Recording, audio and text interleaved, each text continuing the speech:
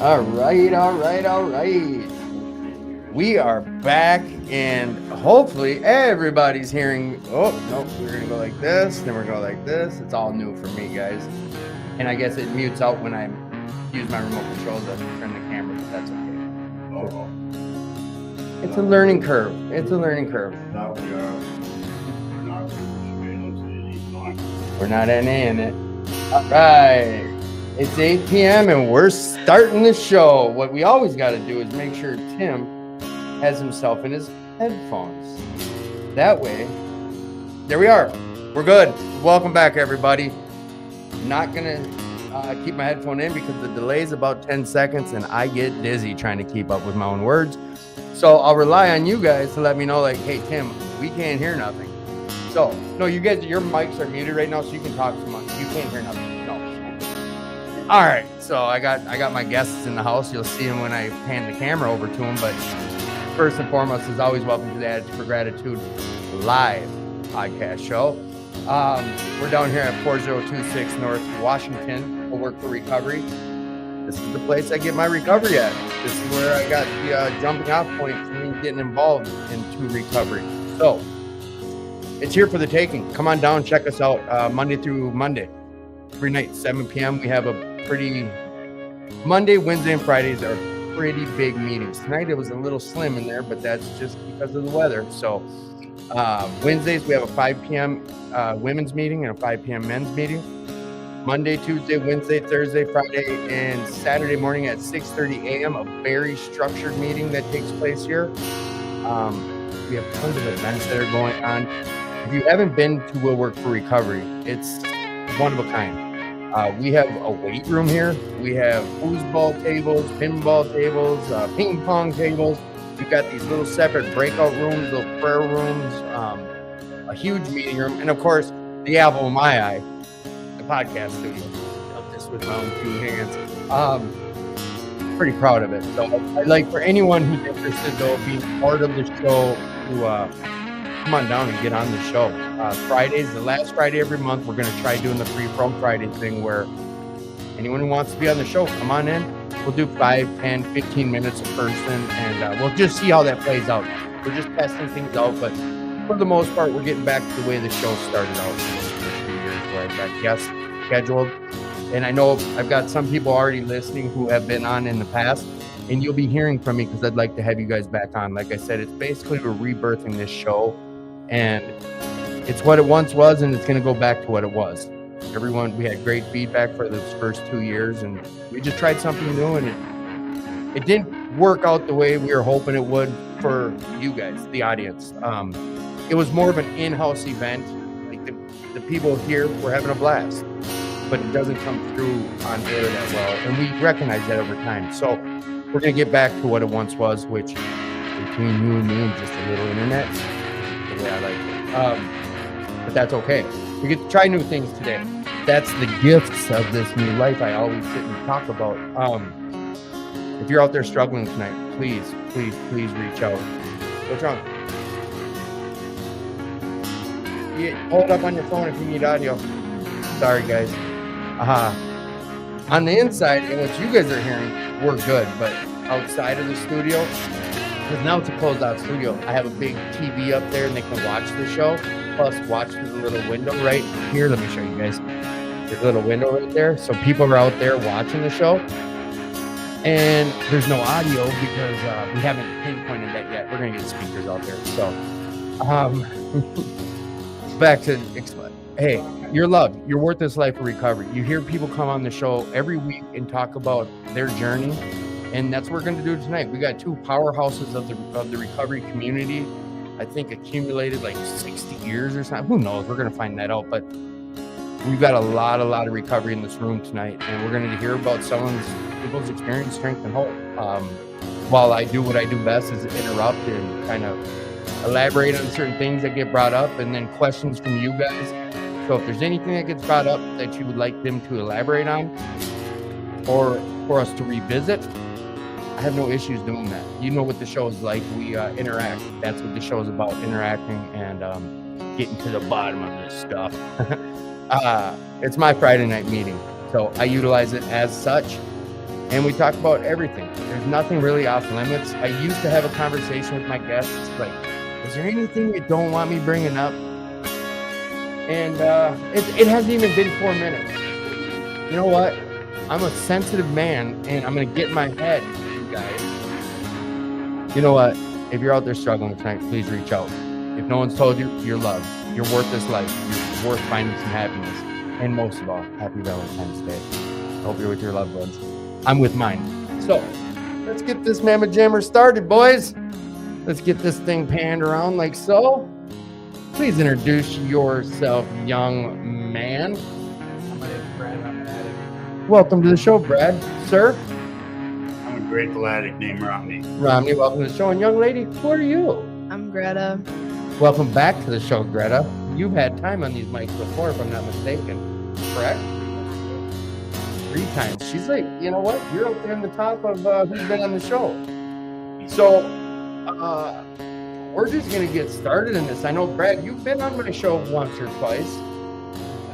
And you were on the Ride for Recovery shows, if I'm not mistaken. Did you make it on both? Or A couple of them. when we were out at the Harley spot, I know you hopped on because you were really a big pivotal role there with pancakes. Busy, but I got a couple of minutes. Yeah, that's the last show of my memory with support was that last one that we had way out there on the Harley way out on top of 35 I or popped in one other time down there at the other building. 2218. No, I wasn't. Oh, the other side. Okay, And you were leaving. I was on my way out. Yep. Your co-partner was taking Jake, over at the big time. fella? Yep. Like I said, and you know what? You're just, for me personally, I prefer, this is how I started doing it with, and I don't know if you ever saw how it was, Romney, but the other place, we just started having a free-for-all. It was like a damn party. And from the other end of the speakers, for the people out there listening, it wasn't interesting. It just was, you couldn't follow nothing. There was no way. Yeah, no connect. People weren't making a connection, and I get it, but it was more of an in-house event, which was fun for people in here. We had pizza parties and all sorts of jazz. But you know what? Like, this is what we get to do. So, I'm glad you guys are here. First, let me start by saying Happy Valentine's Day, boys and girls. I love you guys, and we're gonna get started into this. Robbie, I'm gonna start with you. First thing I'm gonna say is, get as uncomfortably close as you can to the mic with your mouth, if you can. All right. Yeah. No, it's fine. You can pull it a little. The problem is just, but we'll give feedback. We'll give feedback and we'll see how it sounds. Tell us about yourself. How long you been in these rooms? I'm a grateful addict named Romney. My initial entry into the room was August 26, 1986. And pretty close to a couple decades. But I stepped away from my recovery, and folks, do not step away from your people. But I made it back alive back in 13. And this recovery supersedes that first recovery because I dug deeper and I allowed people to get close and help. So that was, well, I know a lot of your stories, so I try to, this is why I always tell people, like, no, I don't want to hear about it. I want to learn on the air. So you talked about stepping away from recovery for a while. I know that you had, there's a lot of your story. I really don't know your whole story. I heard you share at SNL once, and I hijacked some of the stuff you've said because you said some very poignant stuff. And one of the big things was, I'm not sure if you remember or not, but when you came in, you said you know where you need to be into recovery, where you're supposed to be. Can you share about that? Just how you shared about it there. This round of recovery, my recovery remains at the top. If I don't take care of my life and be with my people, then I'm going to make a bad choice or a bad decision. That is not going to happen. But by keeping my recovery at the top, I then get to be a part of life, all encompassing my family, my friends, and new adventures. So by keeping myself as best as I can, then I get to live this phenomenal life that is gifted to me. I get to, remember folks, you get to do the things you do today because you've taken care of yourself. I apologize to everyone. I had the music on the whole time, so there's background. No, we could still hear, you guys. But I had a background music. New guy again. Hey, listen, I'm so excited that I knew we were gonna have a show with no technical problems. I'm like, yeah. So was it Rob Zombie? No, honestly, I got in trouble once playing someone's music. I didn't realize like I'm supposed to go pay someone licensing fees and all this jazz. So I'm like, it's fine. No one listens to the show like that. Well, they shut it down and erased my whole show. Whatever is what it is. So you said something about being in the middle. I put myself back in the middle, but this time I surrounded myself with an army that covers a lot of the United States this time. And I am still under the wings of so many of my predecessors because that's my library of school. Right. You know? Right. And that's been the key. I will not leave the middle. And my army will not let me get outside of that, you know, because they protect me from me. From you.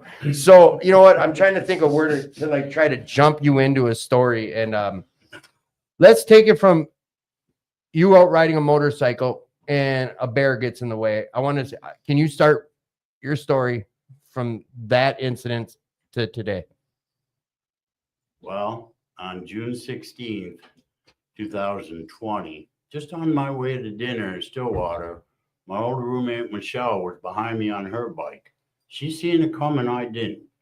Out of my blind spot came this little critter, you know, only about 400 pounds, and she dead stopped me. And the best Superman I've ever done. But meeting the ground at that point was not cool. But as soon as it went out that I was hurt, my recovery family encased my family and supported them and helped them and me. They're still all around me, you know, because I guess I am that problem child if you leave me alone too long. But if it wasn't for the support, my biological family and my recovery family, I don't know where I'd be today. I get to experience so many different levels of love that comes from my people because that's what we do. We love on each other, you know, and we're there. And life just continues to just put me in awe as to what I'm able to be doing today, what I get to do today, you know, and a lot of work, but never have I ever felt unsupported. Right. And I know, like, you can hop into anywhere we go. I was just going to say, you know, thinking back to those days, you know, I've known Romney his entire recovery, this trip. Mm-hmm. And thinking back to those early days in June, I think our first prayer get together at the farm, which is one of the sacred places that me and Romney used to hang out at quite a bit. We had like 55 people show up on their motorcycles. Farm out? Not at farm out. Okay. We went to the farm. That same place that you did that. Location where we did the farm out. And we did a couple of prayer parties or prayer get-togethers. I mean, we had to come together, right? It was COVID. Nobody could go see him. Oh, that's right. I think 3 people were allowed to go visit Romney when he was in the hospital. So in that process, we had to do something, right? Because that's what we do. We get together, right? It's the opposite of our addiction is that Isolation. connection. Yep.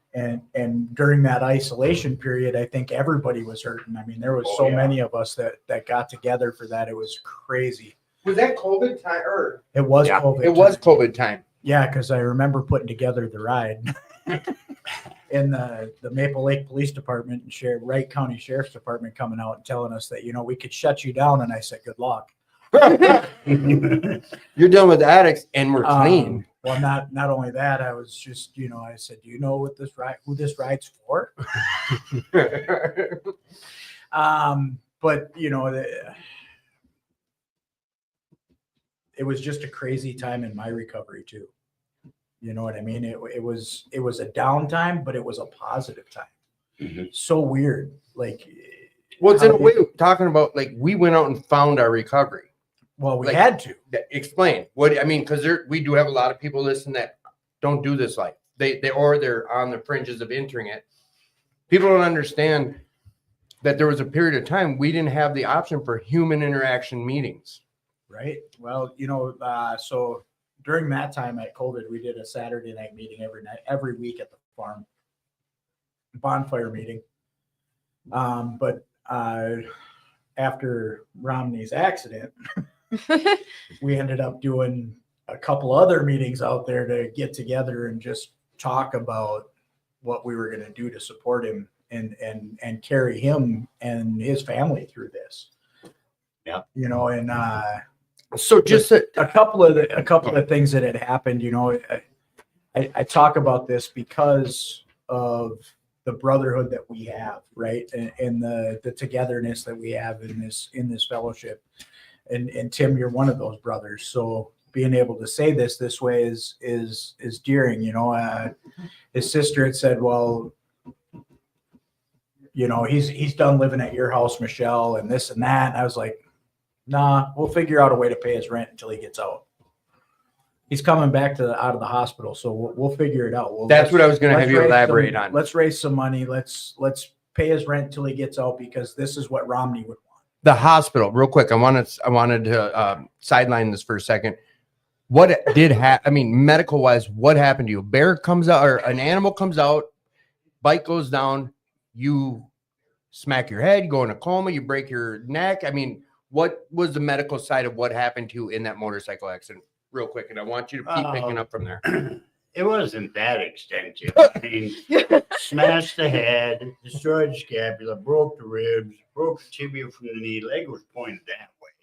But they took me apart and then put a lot of extra pieces in me. I got titanium plates and screws all over. But when I woke up, was the startle, you know, because it's not the first time I woke up in a hospital. Right. You've been in other motorcycle accidents and accidents. I've been in accidents, yeah. I don't know anybody that's hit more animals. Yeah, I've heard stories. There was one time I was like, dude, what are you doing? A deer comes up, go through the freaking thing. He may have not said it just like that, but he's like, you just give it a little more gas and you go right through it. That's how I was taught. So all this medical stuff, how long were you in a coma? Weren't you in a coma for quite a while? No, I took a nap.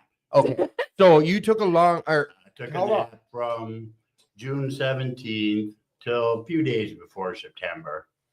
June, July, August, September. So like almost 3 months of being out. He hibernated for the summer. He hibernated. He became a bear. Yeah, I became a bear, but my family would tell stories about me trying to unhook everything and check out. Well, I can't walk, I can't move. But so they put these big mitts on me and strap me down. Right. You know, but I don't know. You don't remember it either. No, there's no memory. Not even of the accident. Yeah. You know, but when I did come to, you know, I knew right away. I was told that my recovery people were right there and had been there. And I knew that because that's how we are. We are a family. Yeah. You know, irregardless of what happens in one of our lives, we come together. Like Brad has said, yeah. That's what we do. Yeah, I've experienced that personally. So you come out of this. I heard you first speak. First time I heard you speak was at 2218, their ride for recovery. It was like your first. They just got done with your bike, which people were like, "Is he really getting back on a fucking bike?" Not only getting back on a bike, but the same bike. They went. You guys went to town getting that thing back. Yeah. Back in order. And you shared there, and I remember hearing you share about things about learning how to basically everything again. Walk, talk, feed yourself, tie your shoes. So not only are you on this recovery journey, you're also a pedal bike before you rode a motorcycle. And you're serious No, too. Yeah, I've heard. Yeah. Come on, now pick back up where you were. I just wanted to hear some of the medical side of things so people understand what you really went through on this last. So while he was napping. While he was napping. I love that. we had many get-togethers out at the farm and out at another individual's place out by the farm to communicate about what we were doing and how we were doing it as a group, right? Because his roommate at the time couldn't help do everything either. His best friend Rita, she couldn't do everything by herself. And they tried. Everyone tried. A few other friends couldn't do it, but everybody's reaching out to a few of us that put things together. And said, we got to do something for Romney. And I said, well, this is what we can do. And we did it. And then I talked to another brother of ours, Big Jim, and said, let's Big Jim, the ride, the one we had for the ride. Okay. Yep. Big Jim P from Farm Out. Yep. And I love that dude. And I said, hey Jim, what do you feel about doing a ride for Romney on Labor Day weekend for Farm Out? And he says, okay, without thinking that there was going to be like 250 people there. Right. I mean, it was a pay, like you pay, get a wristband, and like we're raising money. Yeah, we were raising a little extra money to pay his bills while he was, I mean, we had recovering. We had to pay back some rent that, we had sold t-shirts. We did a bunch of things to raise some money to pay his rent, to fix his motorcycle. We wanted to get his motorcycle fixed before he got able to walk again. Because we knew that we weren't going to be able to keep him off the damn thing. And then, and lots of other things, right? Like the reality of it is the things that I remember most during that time is the prayer sessions, the times that we all got together on our bikes. We rode 40 plus farm, people, 40, 50 people ride out to the farm, and we'd all get all our bikes lined up in a row and rev them up and send Romney the video so that, Rita or whoever could play that video. I remember hearing the stories of it at the hospital so that he'd hear it, right? Because there's nothing that got Romney going more than hearing his motorcycle crackle. You know what I mean? Ever that I know of in the times that I've known him. I don't know if we back up to 2013 when I met Romney. That summer, I've shared this with him, but not everybody knows that. That the night that I met Romney, I was going to put a gun in my mouth. You know what I mean? Not a lot of people know that, and I'm been clean a long time. September 1st, 1998. Not to get real dark about that, but explain the place you were at and how your brother showed. I know you're kind of starting that, but I want you to elaborate on that. In between some relationship issues, something I heard in the meeting tonight about the only thing that makes us crazy is relationships. Yeah. Imagine that. And again, happy Valentine's Day, everyone. Right. And life wasn't what it was, right? Life wasn't great. And I was in a dark place. I wasn't well. And I, instead of doing that night, because, it's not an option. And you're clean at this time. You're clean. So you're feeling these feelings. Oh yeah. It's one of these deals. I like people elaborating how we're feeling. We're more feeling what the hell is this feeling? Yes. I guess. Yes. And I can relate. And I show up at this meeting on a Monday night and walk in, and there's Romney, and I didn't share it with him that night, but a few times later, after I seen him a few times, I shared with him where I was at that night. And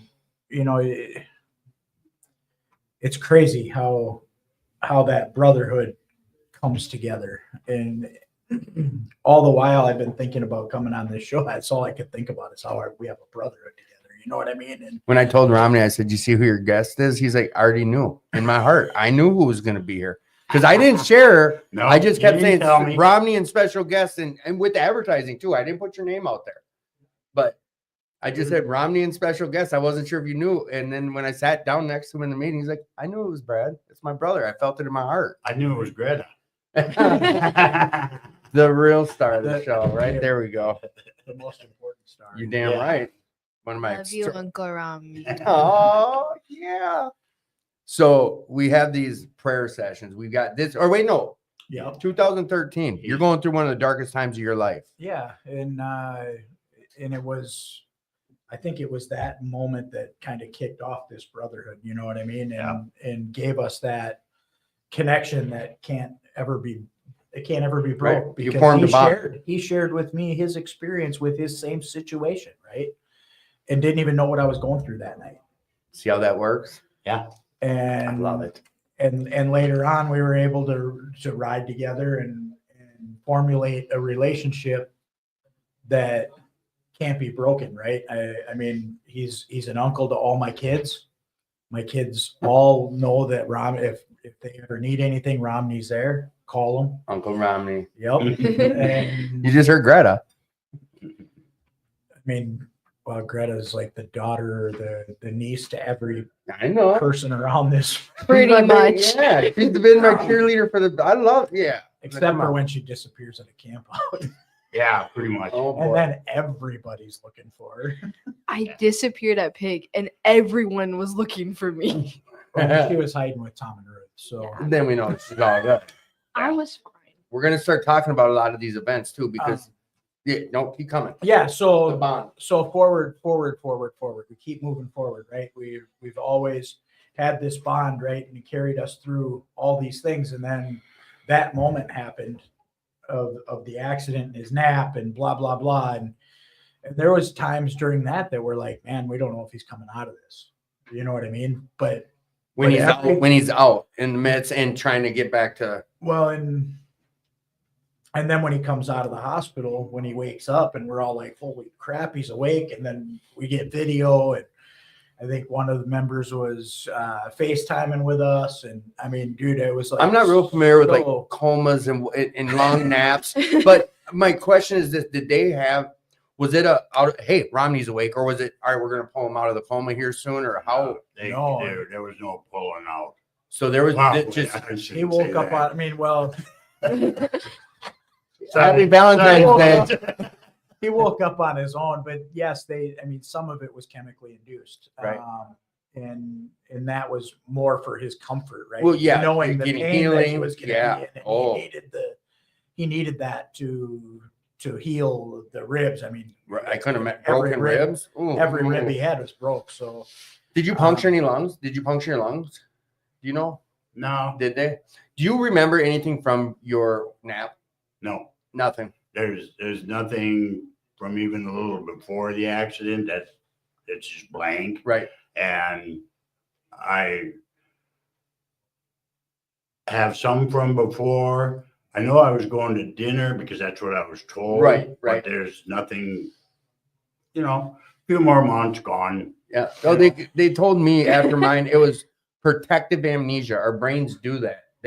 It's protective amnesia. Is the way the doctor explained it to me, because I don't remember much. It was the day of Jim's. I know It I was- talked to you that day, 5 minutes before your accident. Yeah, I don't remember much from that day. I remember the ride and cutting out of there and winning that right there, and then redonating it to Anderson's, and then Jess rebought it for me. But I don't remember that day. But the doc said it's your brain protecting itself from the trauma. If that's the Yeah, case. I've learned a little bit about the brain because in my world, I've kind of bounced it a lot, and the brain will protect you from trauma. Yep. Okay. And the thing about our noggin is it runs everything that we do. So if we don't take care of ourselves, no matter what substance we're using, we're already shortening our lifespan. Right. You know what I'm saying? But there is nothing stronger. I look at my fellowship of my recovery world. I could gather all the fellowship and go take over our country. Yeah. Think about it. Probably pretty easily. Oh yeah. Yeah. When we determine to do something, it gets done. But the right way. Yeah. Legal, healthy way. Yes. Well, when he was talking about that, having a fellowship or a brotherhood or really a recovery family all over the U.S., I think about, I can't go anywhere in recovery. Doesn't matter where I go. I can't go anywhere anymore without running into somebody. That I know. Yeah. We're being 2 different world conventions, 2 different fellowships. All the traveling I've done in recovery, I've been to, 19, 20 countries. It's amazing. To be able to go anywhere and not run into somebody that I know. I mean, I was in Florida and I went to get a bite to eat, and I run into a guy that lives in Maple Lake, 4 miles from the farm. While in Florida. While in Florida, just at a restaurant, right? And we didn't know we were both there at the same time. So there's that. And then another time I was in Phoenix, Arizona, and I run into a guy that I went to the AA World Convention in 2000 here at the Metrodome. Mm-hmm. That had years and years and years and years of clean time, more than me, and ended up speaking at that meeting. So I get it when you say I have a fellowship all over, right? And we create that because we need that safety net no matter where we go, especially when we like to run. Yeah. Well, We're if, runners. if anyone out there travels, no matter where you go, our people are there. Yep. I was just in Arizona a couple of weeks ago for a long weekend. Yep. And specifically went down to take a dear friend of mine, Linda, to a meeting to celebrate her 20, which was January 1st. And I go on Phoenix NA, and then I go to type it in my phone, and up pops Larry NA Apache Junction, who I met in 21. So I call him, and he tells me what meeting he's going to, so I meet him there. Now I got Linda getting her 20. Larry's got 34.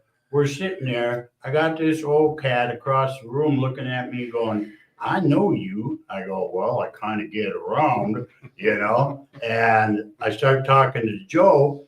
It goes back to convention in Omaha, and I've got Joe across the room with 46 years. I got Larry with 34 years, and I got Linda with 20.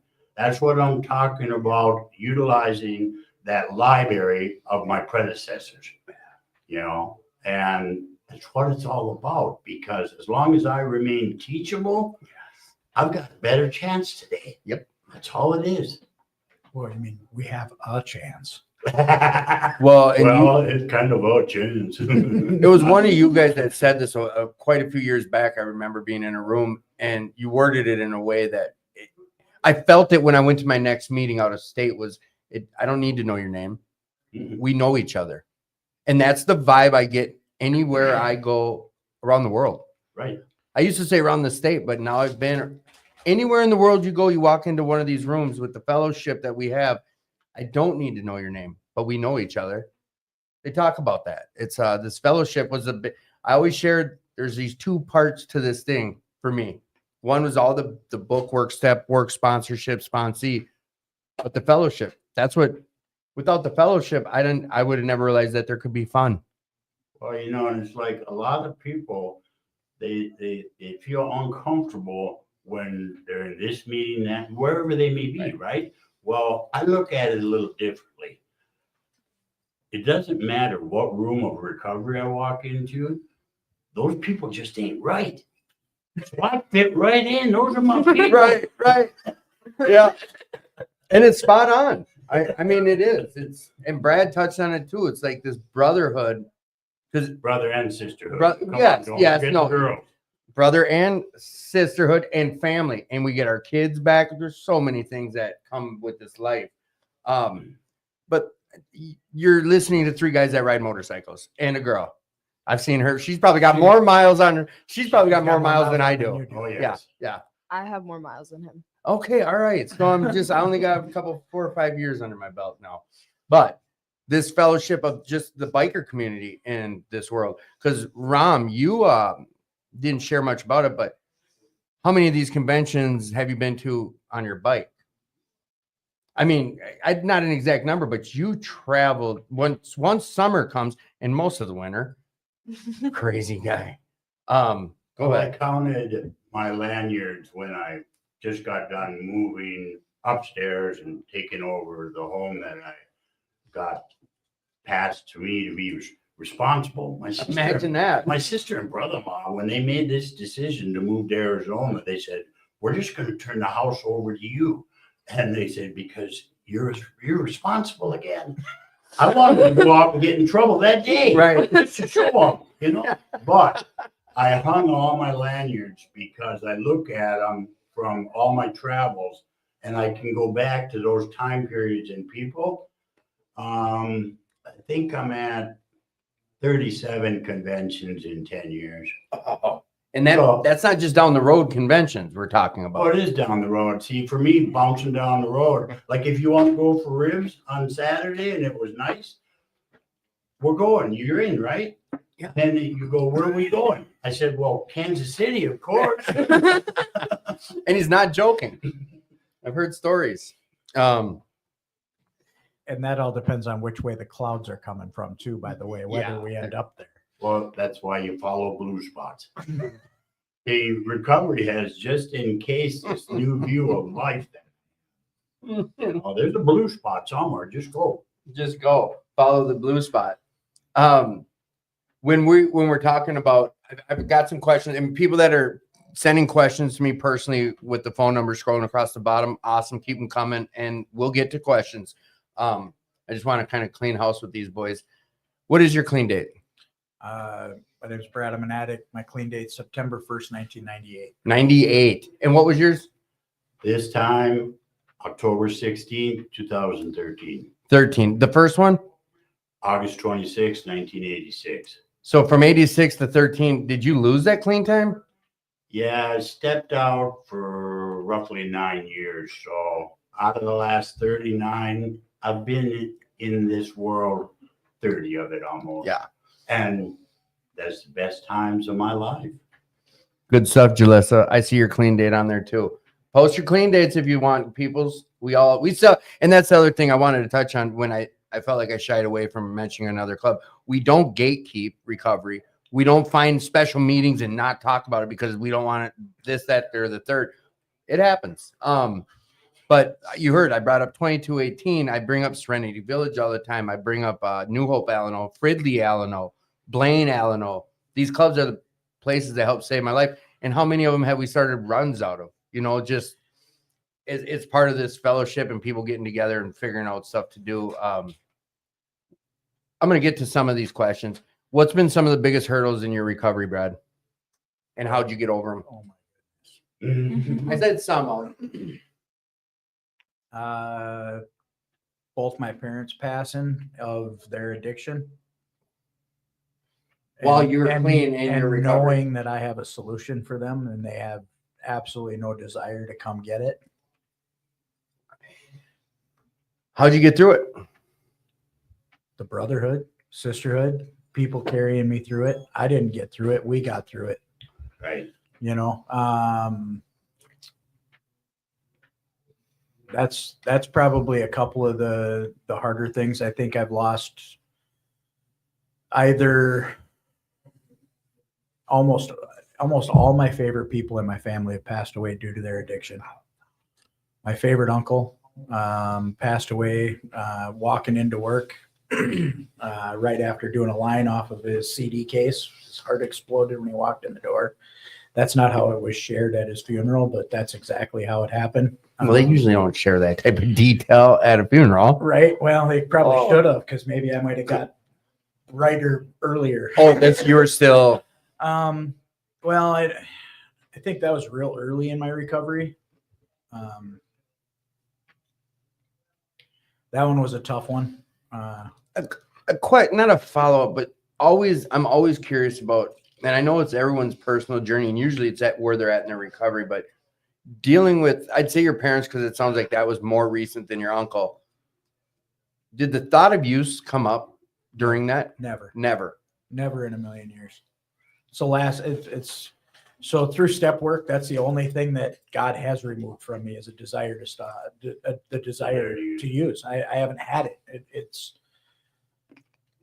believe it or not, it's when things are great is when I want to use.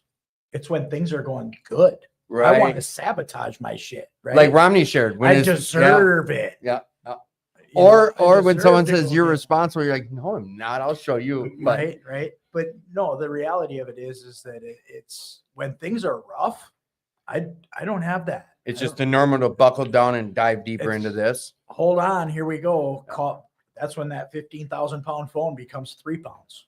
Believe it or not, it's actually easier for me to call you when I'm struggling than it is when I'm doing really well. When did that take place in your recovery? Do you know when that change took hold? Probably year 5 or 6. Okay. When I got put in the middle of a fellowship. And when I say I got put in the middle of a fellowship, I started my journey in AA. Nothing against that fellowship at all. I believe it saves a ton of people. So that's what saved this heroin addict's life. It saved me too. Yep, It kept yep. me clean long enough to make it to Find another your- fellowship. Yep. That brought me to another fellowship. Yep. Yeah, it took a really long way to get to Narcotics Anonymous, but I am first and foremost an alcoholic in my recovery. I had a drink game before anything else. I guess I didn't know that with you. I didn't. I just assumed NA got your gung ho NA. Nope, I figured. Nope. I started out at Anoka de Alano. March 12th, 1999 was my first meeting. So that last paragraph of how it works in Narcotics Anonymous is no joke, huh? Thinking of no alcohol is As a drug. yeah, It is a drug. has caused It a is great drug, many as of it us is to a drug, realize. as it Yeah. is a drug, as it is drug. Well, addiction's Um, addiction is addiction's addiction. 100%. And you know, I remember back when Anoka de Alano was on Monroe Street, you had to take 12 steps down into the basement. It was a smoke-filled room. There was a guy in the room named Biker Rick that I had absolutely no interest in being a part of his life. I had no interest in knowing him. Were you writing at the time? No, Okay. nope. A bicycle. I had four. Well, I was driving a car that I shouldn't have been driving. Imagine I had that. 4 kids, so we were a boat was more logical at that time. So I had a boat, and I don't know, man. It was something else, right? I walked into a room, people were laughing, giggling, having fun, Yeah. and that's what I picked up on most. Life wasn't fun for me in my last days of 98. You know, the last couple of months leading up the summer before I went to prison, September 1st, 1998, I went into the penitentiary. And that summer, although there was some fun in it, I don't remember much of it. Right. And the things that I was told that happened, Well, I I think don't want to relive those things. I do think it's important because I don't know if I could say it was my fear, but coming into these rooms, there was somewhere in my thoughts of now what am I going to do? I mean, for filling time and for fun. I mean, and here's the thing is I don't recall your story, but like I don't have some big We'll go bottom. to the beginning, right? Like, yeah, So, go ahead. Was there a big bottom or was it Penitentiary. okay? No, and that's come Yeah. on. I walked into a courtroom so wasted out of my mind. I woke up 5 days later In jail. in prison, not in jail. I was in You went to the prison. big house. They took me right from it. They told me when they woke me up to take my picture in the penitentiary that I was the fastest person they had ever seen to go from booking to the penitentiary. When I heard you told me stories of how you drank, I recall I was told that the last night before I went to the judge, I drank 2 1.75s of vodka of Bacardi that night. yeah. 2, not 1. This is 2. where we go like this. Wait. Yeah. Yeah. That's what they told me. I don't have no recollection. I have no idea. I don't doubt them because I like I tell the people that offer me a drink, I went pro early, and you don't want to see what happens if I come out of retirement. Right. Right. I went pro early. Well, and that's I guess I not highlight, but you hear some people talk about a big bottom. Like I had 2 years of a bottom. There wasn't some event where I'm like, all right, that's it. I got to be done. It just became hell. And that's where I always bring that on the back. I think of it saying, was more everybody in my whole world at that point in time was somebody that just wanted to drag me down. right. And Everything there was around you. nothing that was looking up. There was no upheaval in my life. There was nothing that said, we're going to make it to 23 years old or 24 years old. Everything said, I'm going to die. So this is, I guess, where I also try to magnifying glasses. Coming into these rooms, was that some type of fear of yours, or was there a worry about how am I going to find fun or joy anymore? Well, yeah, there was always that. I don't know if I'm wording it No, properly. you're right. Like the You're biggest close. the biggest fear that we have when we quit, I believe, is that how am I going to have fun, right? How everything I've had, every avenue of my life that was to have fun was geared around alcohol and drugs. Everything was geared around that party, the Wapatui party all summer Wapatui. long, the hot tub parties, we used to rent hot tubs, like 4 of them, and have parties, right? And I don't party any different clean.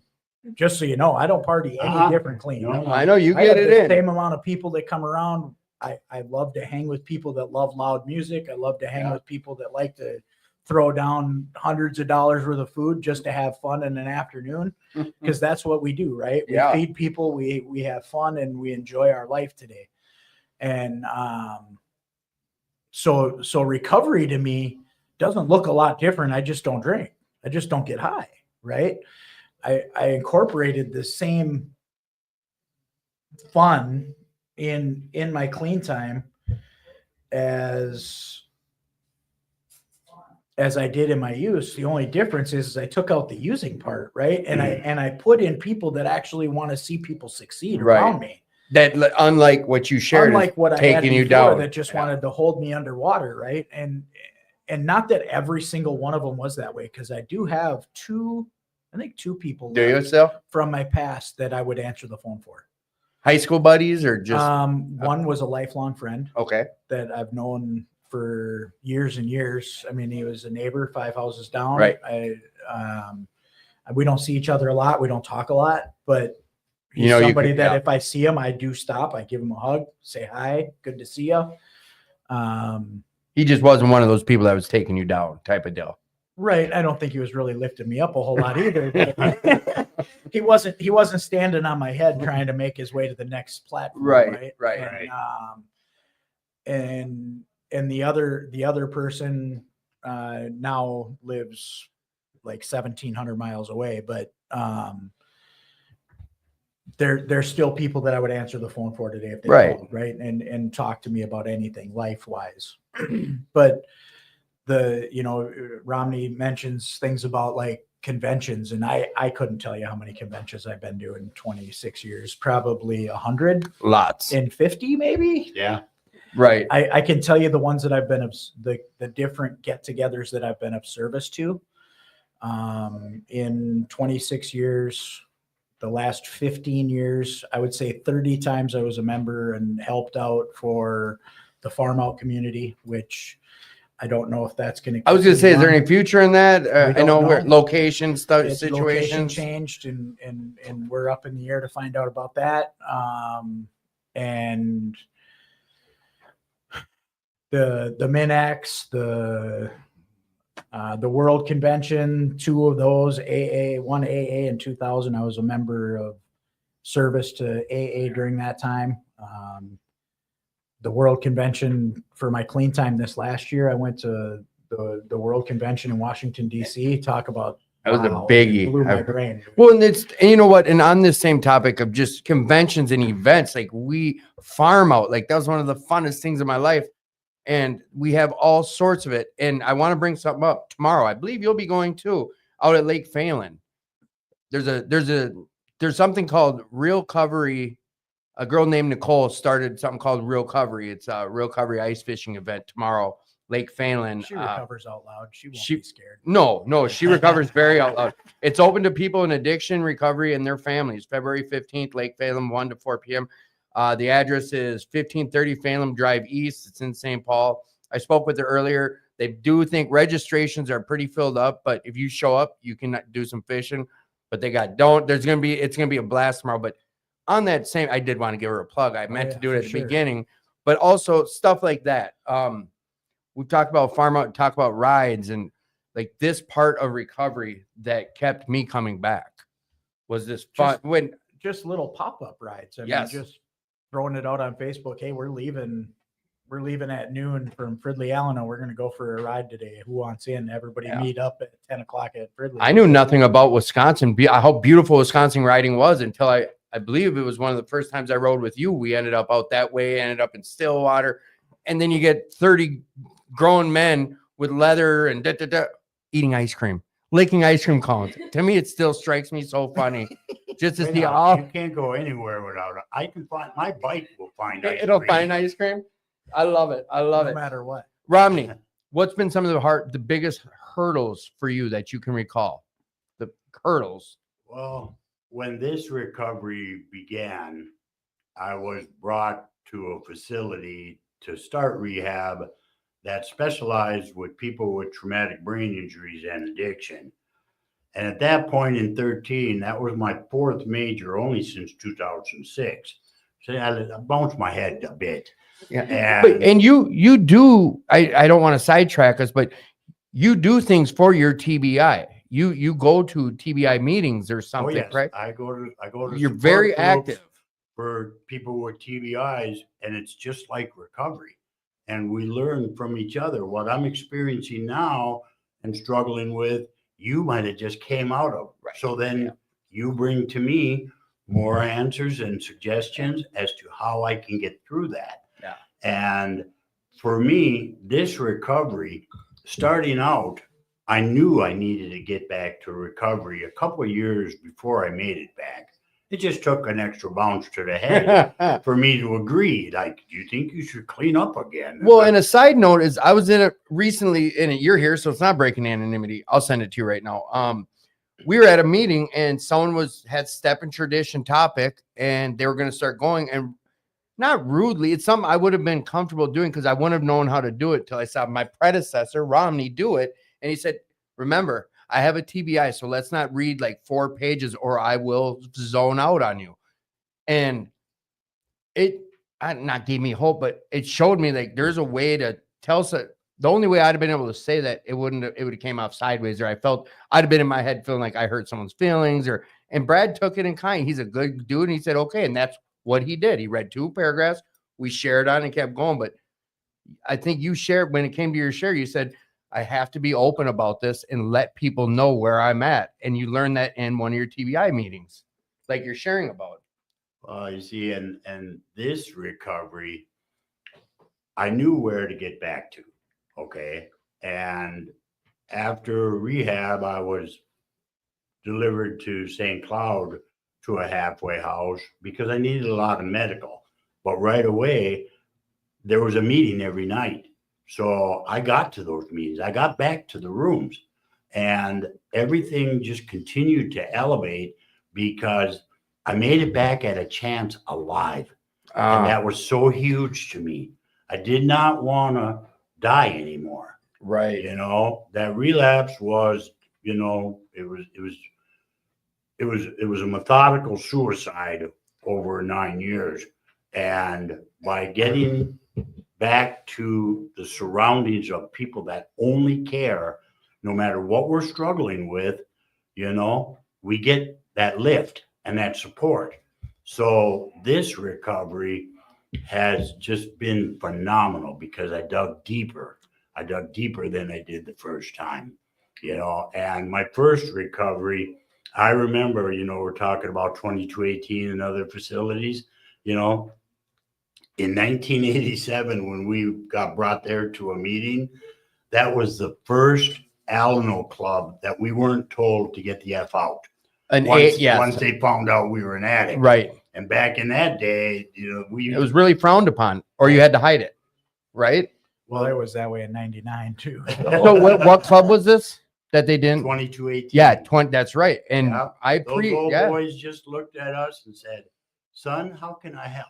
That's what this and is. It was like, whoa, you know. Right. But this recovery, as everything came along, and the love and caring that was surrounding me, allowed me to just work on me and let life just be life.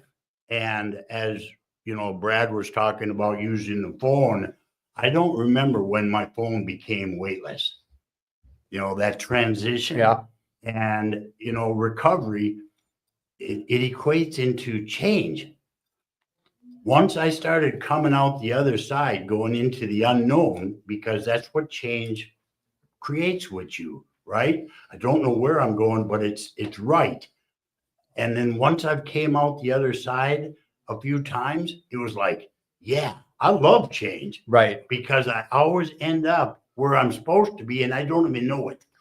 That's what's really cool. Yeah. You know, doing actions I didn't know the results of, or no, doing it. It goes taking steps and things I didn't believe, but getting results I couldn't deny.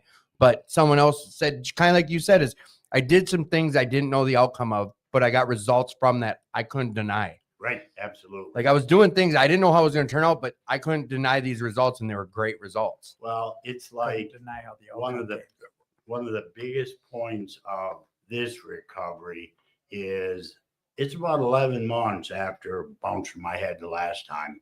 And I'm at the farm at Campo, and another dear friend comes to me and presents a job offer to me. And I always Oh, tease Tanya. Yeah, I want to hear about all this. I tell her, I go, you know, here I am working with you now in the field. But I said, don't forget, you really took advantage of a vulnerable adult. Not that you didn't like it. Yeah, it's you talked about when your phone became weightless. I think for me that happened when I stopped caring whether I bugged people and just call them to see how they're doing, right? Instead of just like when Tim's name pops up in my head, I call him. Right. Right? We've had this We do conversation. this, right? Yeah. Because God puts your name in my head for a reason. Yep. My God does that. Yeah. Yeah. Yeah. And, Out of and the I blue. don't have any Yeah. reason why, but I'll call you because I don't care. I don't care if you're sleeping. I don't care what you're doing. Pick up the damn phone. Right. And I think that is when my phone became weightless. And another piece of that is that I'm the person who will always answer the phone. Like 99% of the time I answer the phone no matter what. When somebody Or you're calls calling me, back right Unless away. you're driving a train. the only time Yeah. I can't, that changed. See, due to the Federal Railroad Administration, they decided that I can't answer my phone when I'm at work anymore. I don't know why they don't want me to be on my phone when I'm driving the train, Yeah. but whatever.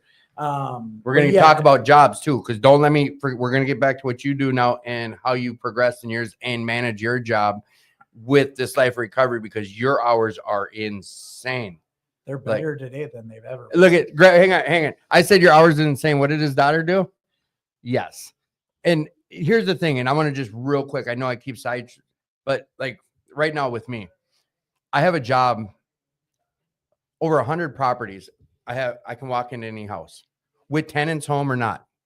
Me, Tim, this guy. It's me. Not my house. Like, But but my door's never locked, so go ahead. Sit right. down. But I have this boss, this lady named Heather. Like you know that name, Heather. She's a nice lady. My boss, though, this lady named Heather, she's like, on one hand, I think, wow, she really trusts me, this or that. But it was how I showed up because of what this new life has given me. They didn't know about recovery. I didn't go out there and say, I'm an addict. I used to do this and that. No, I showed up. I started doing my job, and I can be counted on. I'm reliable. I wouldn't have been any of these things if it wasn't for recovery. And people that aren't in it you can't explain it to them. I don't need to explain it to them, but like having someone count on me, they talk about these promises. And it's not money. It's not money, but like you said, when someone pops into my heart, I'm sending a message. When I think about, and it's only recovery, I think about that with my job, having someone that can, I can get emotional talking about it, but to think of who I once was and what I used to do, and now people count on me to give them heat in their house again or something, like whatever. Accountability. Yeah, we say, I mean, like if I tried to explain it to my mom before recovery, or me even, I'd be like, are they being serious right now? To me, it's common sense. But when you live the life we've lived, done the shit we've done, to say we're not like that no more and we can be trusted, that's What do you mean? They let me drive a train. that's where I was going. Yeah. Instantly when you're talking about that, and then I want to get into what you do too, because that's amazing what you've done.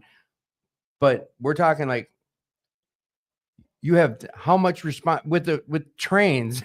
People don't understand. Like you derail a train, you're talking hundreds of millions of dollars of damage that could happen. I just saw where that front train went off, but you got so much weight behind you and cars. If something goes sidewinder and you're on your phone or you're drunk or you're high, like the responsibilities with your job, how do you manage that? And how do you get to manage it? And why can you? Oh, I know that's a loaded question. yeah, But I went on a time loaded question. So when I went on my first tangent. started this, Yeah. 21 years ago, I started in at the railroad. Yep. And one of the first guys I met there was in recovery. Oh, really? Long-term recovery. And his name was Doug. And Doug shared with me so my ex-father-in-law got me the job at the railroad. I didn't get it myself. But you didn't gatekeep, because I know you've gotten others jobs now since. I put in an application. I did the work. I Mhm. put forth the effort. I went through the interviewing process. I got the job. He used his name as a reference. Right, he got your foot in the door, whatever. Right. He got me in front of the take your big credit. guy. He got me in front of the guy, right? Yeah. He got me in front of the guy that hired me. And I met Doug pretty much right away. And Doug had a relationship with my ex-father-in-law, so he knew I was in recovery, right? I was 5 years clean at the time. And Doug came up to me and he said, the hardest challenge of this job is going to be when you're sitting in a hotel and there's nobody to hold you accountable but you and your God. So just remember, your God's going to know that you got high or you drank. Yeah, so that's a lot of kind of weight you're showing. I got to tell him keep going. Tell him about it. All right, bye, So- Tim. We'll handle it. Change this. Free for all. Yeah, let's go. Hey, listen, guy. We can get this train really fast. You're a trained driver. Without Tim around. We can Oh, yeah, derail don't this leave, train don't leave really us two. I said that before the meeting. I was like, you know what? All I have to do is turn the mic on, and if I know they're together, we're gonna have there will not be dead air. No, not for a If minute. we could man. just Me and get 'em Romney going. could do this all on our own for sure. Yeah. So I would say that, that was probably some of the biggest words that I had to hear, right? Is that God's there's going to know. be time that it's just me and my God, right? And Wait, I want to highlight something. I know I'm still in this for me, but I want to highlight the story again. This guy told you, listen, there's going to be times you're sitting in a hotel room, because I know a lot of us who are listening, and myself included, so many times once we start getting responsibility back, we start getting these things. There will be times you're alone. You could get away with some stuff. oh yeah, And our heads like to play that game of, well, no one's going to know but me and until my God. there. Yeah, keep Yeah. it going from there. And that's the responsibility part, right? I'm responsible today for my own actions. I'm responsible today for sponsees, right? I'm going to have to go back to these guys and be like, look, I'm responsible And- for Greta. Greta's never seen me use. Right. Ever. Miracles. I have one child that has seen me use. Yeah. And you got what, and 5, he's 6, eight. 8? Oh my God. Fertile Myrtle. Work on that number, Tim. Fertile Myrtle's in the house. You know what? Wait a second. There we go. We applaud shit like that. All right, Fertile Myrtle, keep her coming. So yeah, it's accountability. It's self-accountability. It's understanding that I'd have to answer to all of them people, right? Yeah. And number one, my higher power, right? My I higher like that power would piece. know. Yeah. And I'm just not going to get away with it. So what do I have to do? I have to find recovery no matter where I'm going, right? No matter where I'm at, I have to find my people, right? So in St. James, I do have a meeting that I can go to once a week. They have an NA meeting. Once a week, they have an AA meeting. And St. James is a very, very small town in southwestern Minnesota. And until this last, 2 years ago, I didn't have a car down there. So I was walking everywhere when I was there, or riding a pedal bike that was left outside all year round. So Hey. you know how good that thing worked. It was probably better to walk. So, but now I have a car down there. So I go to That's Fairmont, nice. go to meetings. I go to Mankato and go to meetings when I'm down there. I go to the meetings. Is that at like the St. other James. hub type of? Yeah. So St. James is my away from home terminal. That's where when I get on the train in Shakopee, we take it to St. James, Minnesota, tie it up. The train keeps going with somebody else, but I get That's to go where to you the hop hotel, off and right? okay. And then we sleep and then get on a train going. Because like, can you even give us a quick side note? Heather, I love you. You're the best boss I've ever had, and I'm saying this out there to the masses. She tuned in and real quick. I want you guys can't see the screen, this is ego. Proud of you. Proud of all of you, Put it Tim. in a box. Tim, I know there's been times that I've put you through hell and high water, and you made it through. Keep up the amazing work. Good job, guys. It's from my boss. Right on. Thank you. How'd I know she was That's listening? because you So- committed. All right. No, you're then- can you give us a typical, like, I know your schedule is so crazy, but is there I'm on call 24 hours a day, 7 days a week, 365 days a year when I hired out, right? And it was that way until last year. Last year was the first time that I've had off days. Is that because of seniority? You're No, finally there, or that's because We're we slowing. finally signed an agreement that gives us 4 days off every 11. So I work 11 days on call and then I get 4 days off. So that you're not on call, or I'm not on call for 96 hours. So right how now many- I can how many shut my years- phone off right now. how and many not years have were you those on call? I'm still on call. I mean, until you had the 4-day guarantee. 20 years of no matter what phone, because I knew that about you. Yeah, no matter what we did, you'd my- always say, Tim, I can I come might- do the show, but I might have to I disappear. might have to take off and go to work. And I think I've seen it happen once or twice at events. Oh yeah. Oh, yeah. I've got I get 3 hour notice. I got to show up to work within 3 hours of the phone ringing, which is fine, right? That's my responsibility. I signed up for that, right? I agreed to that. That's kind of like and the you contract. get compensated. Okay. It's been a pretty good roller coaster ride. With I'd like to my girl. talk about your wedding too at some point, how helicopters and icebergs and I mean, beautiful stuff. The stuff we get to do in recovery. That's how you build memories. And I want to go down this little path So eventually, but yes, me and Heather got married in Alaska. yeah, but if you even pulled up a picture that they got helicoptered into this iceberg. It's the most beautiful pictures I think I've ever On a seen glacier. on a glacier. What did I say? Iceberg? Iceberg. Iceberg. Dead Well, ahead. we did go see an iceberg. We did take a boat to the north arm, and we saw an iceberg floating in the water, and we got pictures of us touching it off the side of the boat. It's pretty cool. I was peanut butter and jelly jealous when I seen Probably that one of stuff. the most beautiful places I've ever Yeah. visited. But my recovery's brought me to a lot of beautiful places. I mean, I've been to just about every island in the Caribbean now. In the last 10 years, me and Heather love to travel. We're doing another recovery cruise. Yeah, I missed out on that one. In March. There's Isn't that the another one? It's already filled up, right? March 2026. Southern California area Narcotics Anonymous is having another recovery cruise on Princess Cruise Line. I know Sam and Jamie are real big into. I know somebody that you could probably room up with that's probably looking for a roommate, Tim. Is she Get with hot? Me. Oh. No, he is not. Ah, But he's a good dude in recovery, and probably a good place for you to be if you're going to go on a cruise with somebody. yeah, no, I was Just saying. Again, happy Valentine's Day, everyone out there. And it'd probably be good for him too. Just saying. Right. Yeah. No. Yeah. So this will be recovery cruise number 3 years, and man, I'm something about traveling with our people. Yeah. And knowing that there's a safety net on that boat, right? Right. Like there's 400 of us on that boat. Now there's still 4,000 people there. So Yeah. 3,600 of them are still doing what we used to do. What they do on cruise. They get They're cruising. still doing what we used to Yeah. do. Some of them, Yeah. not all of them, because I've met some really good normie people on them Well, too, yeah. right, that Yeah. respect us. And I got this little pickleball habit going on lately in the last couple of years. So I've been able to play pickleball on a cruise ship. That's pretty cool, Yeah. right? Well, and you know what? There's other things like at this farm out. I'm going to tell. I know we got people that haven't been there listening, but they had a human-sized pinball. It was human. Was it Human pinball? foosball. Foosball. So there's these big bars going. It was the best. I don't explain what that I was. still got human foosball. Yeah, you're Yeah. setting up 4x8 sheets. You make a big ring. You throw big bars. Exactly what it is. Go on YouTube, look up a video. It says, human foosball. It's the coolest shit ever. And this, anyone out Play there with a soccer ball. I strongly suggest wearing steel toe boots and shin guards. And a nut cup. and a nut Nut cups are nice. And it's fun to watch guys like us out there playing.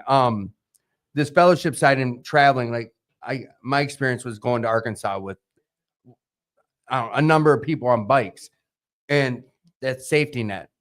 Mm-hmm.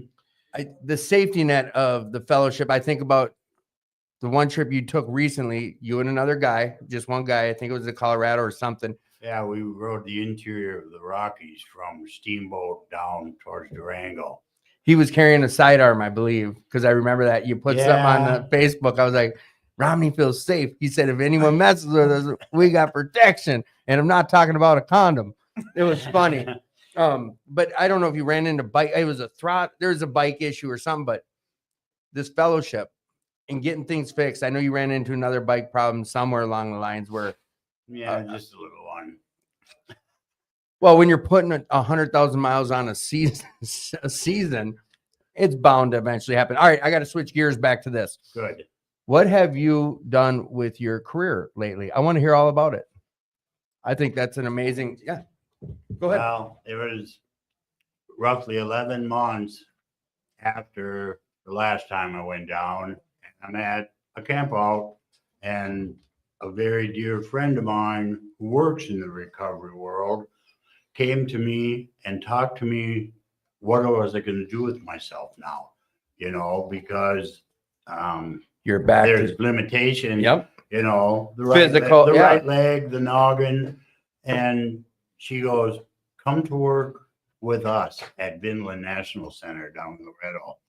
And what is that? A Vinland National It's Center. a rehab, but Okay. one of the core parts of Vinland for decades is people with traumatic brain injuries and addiction. Oh, So I was okay, well, whatever.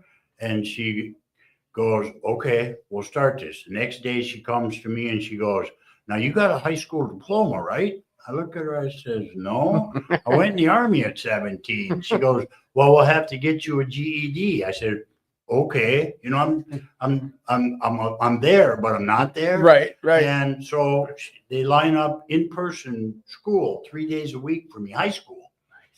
And I went through the schooling for my role, at the facility. And then I'm in high school prior to that. And that was really tough because I could dial in with the teacher's help with what I'm learning. And then I'm off for 4 days. And when I come back to school, I have no memory. I'm looking at my scores and I'm doing well, but now I'm looking at a blank page and I have no idea. You weren't. It wasn't sinking in. There's no retention. Okay. I really struggle with that part. Right. Still to this day, but that's okay. Yeah, I get it. And so I'm in high school. It took me 17 months to graduate high school, but I was driven because of the support from my recovery family and my family, and the fact that I was going to go to work with three other friends at a facility that helped me start life, right, which I've never experienced. And also the big key to where I am today is when I came to and I got 4 nurses talking to me and they're telling me what had happened, how long I've been in the hospital. I asked them, I said, can you give me a minute? And one nurse goes, Romney, do you want us to leave? I said, no, you're fine. I looked at the ceiling of my hospital room like I was looking to the heavens. I said, okay, God, you saved me again. Obviously, you have a purpose for me.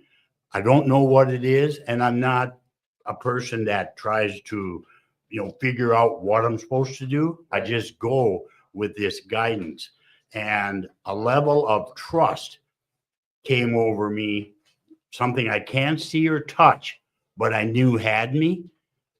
Life has just, it blew. I get caught in awe many a time as to how life continues to go forward.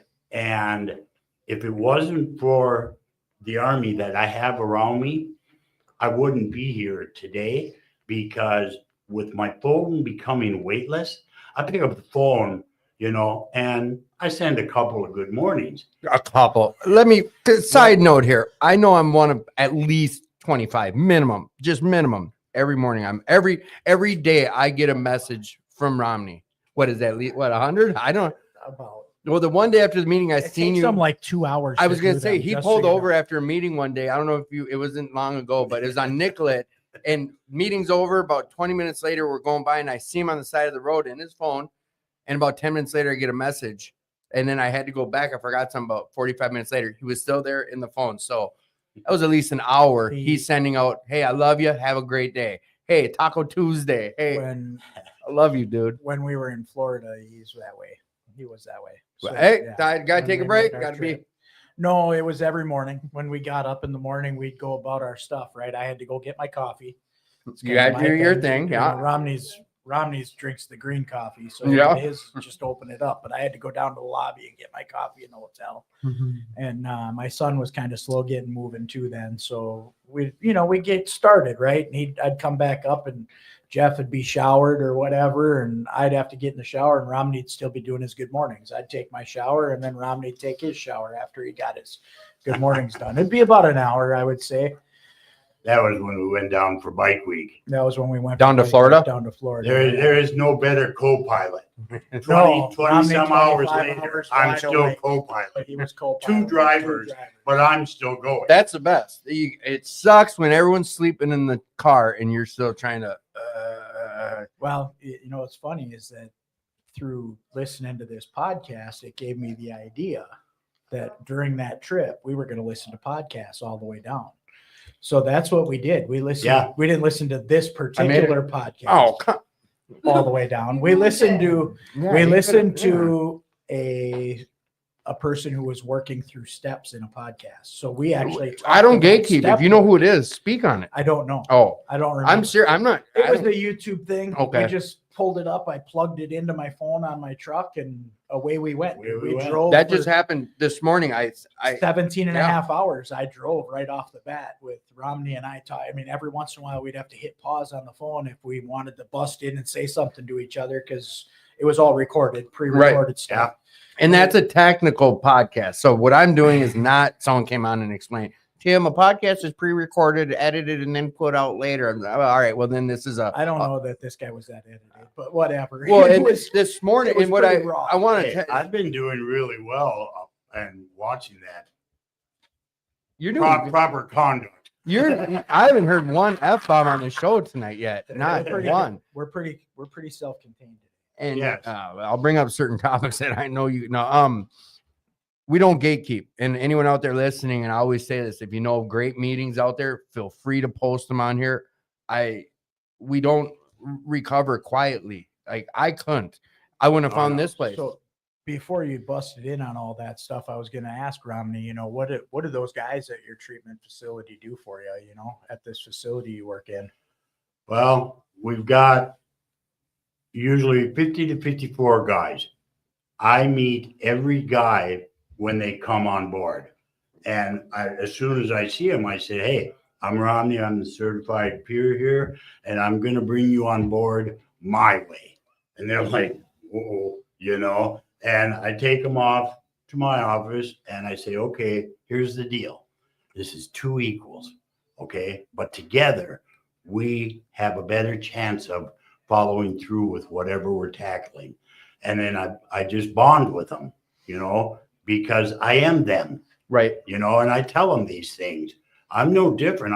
I tell them I could leave here tonight, only make it to Loretto, the little town a couple miles away, and there's a skirt outside of their club and waving, That's yeah. But because of recovery, I live this life. I'll never be perfect because I'm a human being, Right. but I get to be a part of their journey from the inception. It is so priceless for me to be a part of how I'm getting to be at work and like life. I look at all of life, all of my life. I am only a part of.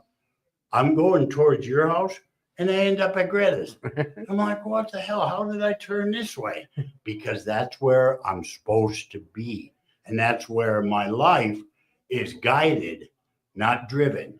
And if I feel, once I get that feeling of it's a want, I spit it in my hand and I throw it away because that's not what I need. I like that. When you feel it's a want, you're like, nope, 86 it.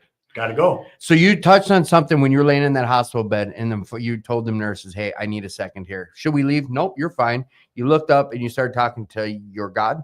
Yep. And I kind of want to touch on this with both you guys. I've had multiple questions come in after you said that.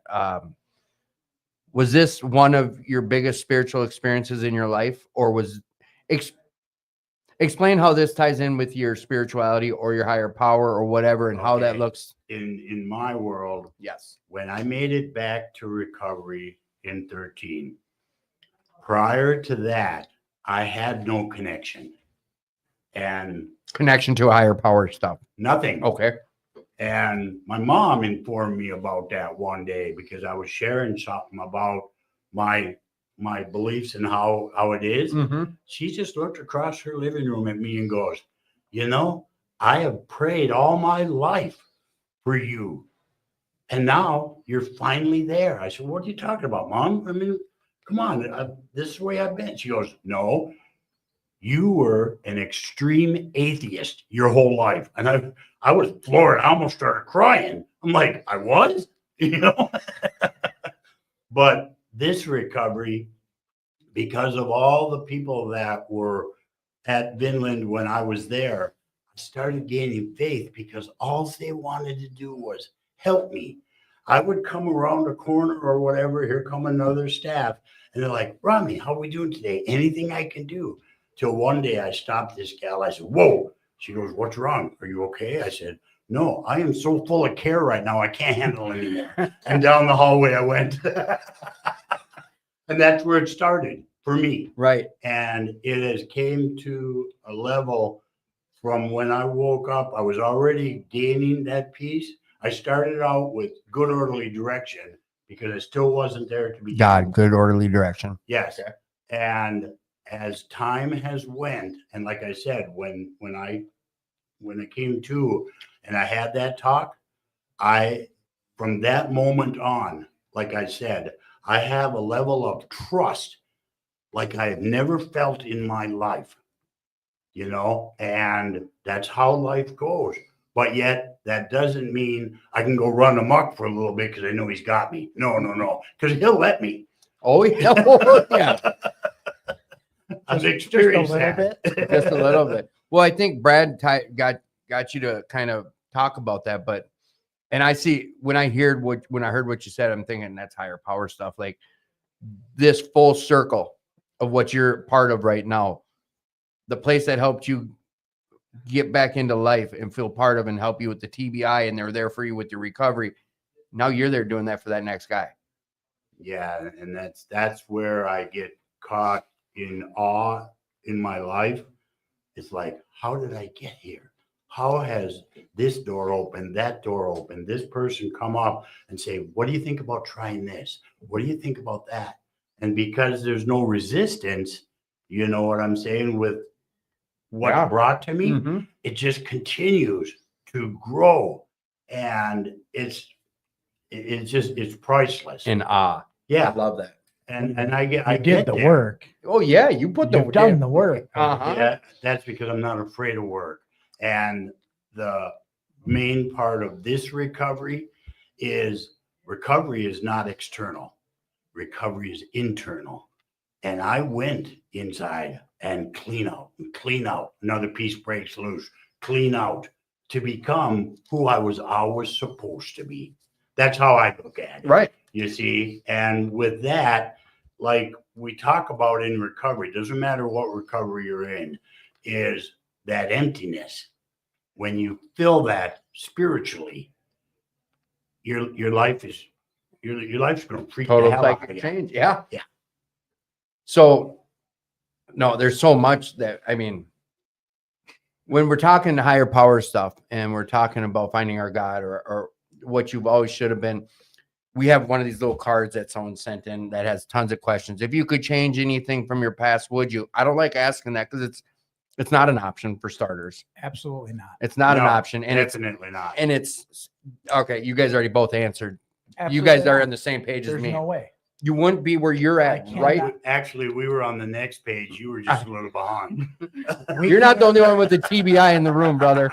Hey, it's funny. I'm the only one with a level head. I know you're the only one, huh? Yeah. Well, hey, wait.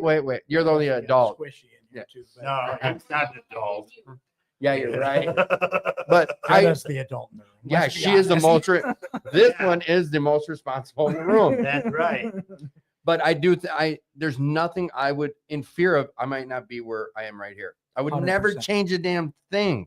I regret. I'm I've not had to even go regret. through- No, I have no had regret. to, I have Right. had to trudge through all of that misery in order to be where I'm at today. Right. Absolutely. Why would I? And all them fights and struggles and work made you who you are today. I don't, 100%. because there is a question. If you could eliminate a year, no, go See, ahead. And that's why I don't remember exactly when, because like if you ask me something about, A date or yeah, I go, it's just a while back. It Yeah. came to me. It might I'm be the last same. week, or it could be in 2021. Right. You know? Right. But I all of a sudden this thing happened where I viewed my life as I'm finally living that life that was always designed for me. And that's just to be a caring, good-souled human being. It kind of freaks me out. Not like I wouldn't want to come across the It table. freaks a lot of and- people out when they see you that way. I know. I mean, I could snatch you by the neck if I could get away Well, with it. yeah. Nice to know I get under your skin like that. Jesus. Brad, I know you've shared about it on the show before. I want to hear one of your journeys or stories about a higher power situation.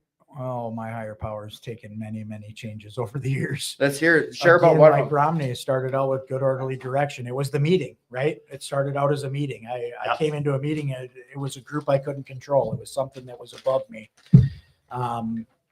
We had a weekly or a monthly business meeting that took care of where the meeting was headed and all that. So in the beginning, it was a meeting. And then it was good orderly direction, right? God, I'm looking forward to making some different changes in my life. And then I went through the whole Christianity thing where I was going to church and I was like, oh my God, this is pretty cool, but I still just don't feel it. Yep, Right? I'm yep. just not feeling it. And nothing against it, right? Nothing No, against church yeah. because it's a good thing. I never left there feeling horrible. Right. I never left there not getting a There's this message, piece though. but there was a piece that just Yep. wasn't fitting in my puzzle, right? Yep. It just was. It was like trying to force that puzzle piece together, Mhm. and then I was sitting out and actually in my deer stand, How much closer to Out- God could you get? out at the farm Right. on this piece of ground that is just so serene to me, and not everybody knows where my deer stand is on that property, but it overlooks the whole property, right? Like I get to see everything. Not that he can shoot. Ah, little friendly jab there. Most of the time, I don't even want to lift my gun up. I get it. I get it. You're one with. The wind is Yeah. my higher power, right? Yep. I can't see it. Come on. Come on. I don't know where it comes from. I don't know where it's going, but I can feel it, right? I can feel it all the time. It's always I love surrounding me. It sometimes wants me to go places I don't like to go. Sometimes, Mm-hmm. sometimes it's uncomfortable. Sometimes it's chilly. Sometimes it's warm. I don't know how else to put it. No, I you know, love it. but You are the one who always says the wind. the bottom That's line right. is that you throw some sand up in the air and never know which direction it's going to go. You just don't. And it's been that way for the last I'd say about 8-9 years that my higher power's been the wind, and I can talk to it no matter where I'm at. Right. That's the best part for me, and Even if at I'm feeling a 80, little 90 bit of miles wind- an hour, we can talk to well, it. we really Right. I really feel like that, but I've You had, know, yeah, and- my and when deepest I'm stuck in the conversations have been on my cage, bike. Yeah. sometimes when I I'm in the meditate. cage, all I got to do is roll the windows down. Right. Yeah. Right. And I don't know. I feel the most at peace when I'm in that breeze. Yeah. Not doesn't have to be in the wind, but No. we can go back to our trip down to Daytona. It was freezing freaking cold down there in During bike Daytona week? During bike week. Oh, that Yeah. sucks. It was windy, rainy, and I mean, you'd look off our balcony. Not that we didn't have a great hotel room. My wife set us up in a beautiful Yeah. hotel. Look off the balcony on the 6th or 7th floor. Sorry. Go ahead. We look off the balcony off the 6th, 7th floor out On the onto the ocean. beach, onto the ocean, and you can see the waves just rolling in off the Atlantic Ocean, and you can feel that breeze coming in the window, right? And my God telling me that, number one, I asked the right person to come with me in recovery to share this journey with, right? Romney. So many levels. Yeah. Keep coming. And my son Yep. was with Jeff. me, my son Jeffrey, Yeah. who is probably one of the best normie advocates I love this that program kid, would yeah. ever have. I put on good miles with him. He's been around a lot, and he just recently made a big move in his life too. Congratulations, Jeff. But yeah, it's those blessings, right? And in those moments, I realized that my higher power is blowing me where I need to be. Right? It's just that's where I need to be, you know. And like I said, that trip was just a blessing all in its own. It gave me a whole new perspective on traveling with people in recovery, other than just going to Wisconsin or Right. to the Black Hills. It's like me and Jeff riding from Fort Myers to Daytona Beach. Yeah, they going stuck along. me in the cage with the trailer. And they take my bike and Romney's bike, and they ride all the way over to Daytona. I could see the rain. We're driving into it. Yeah. And This we're is so going, funny. and there's people pulled over putting their plastic on. Yeah. And we're going, and it's starting to rain. And Jeff starts slowing, and then he picks up, and we're just running in it. And we finally stopped, and I go to Jeff, I said, "You all right?" He goes, "Yeah. But, you know, I was going to slow down because I got rain gear, but then I went, shit, I'm riding with Romney. I can't."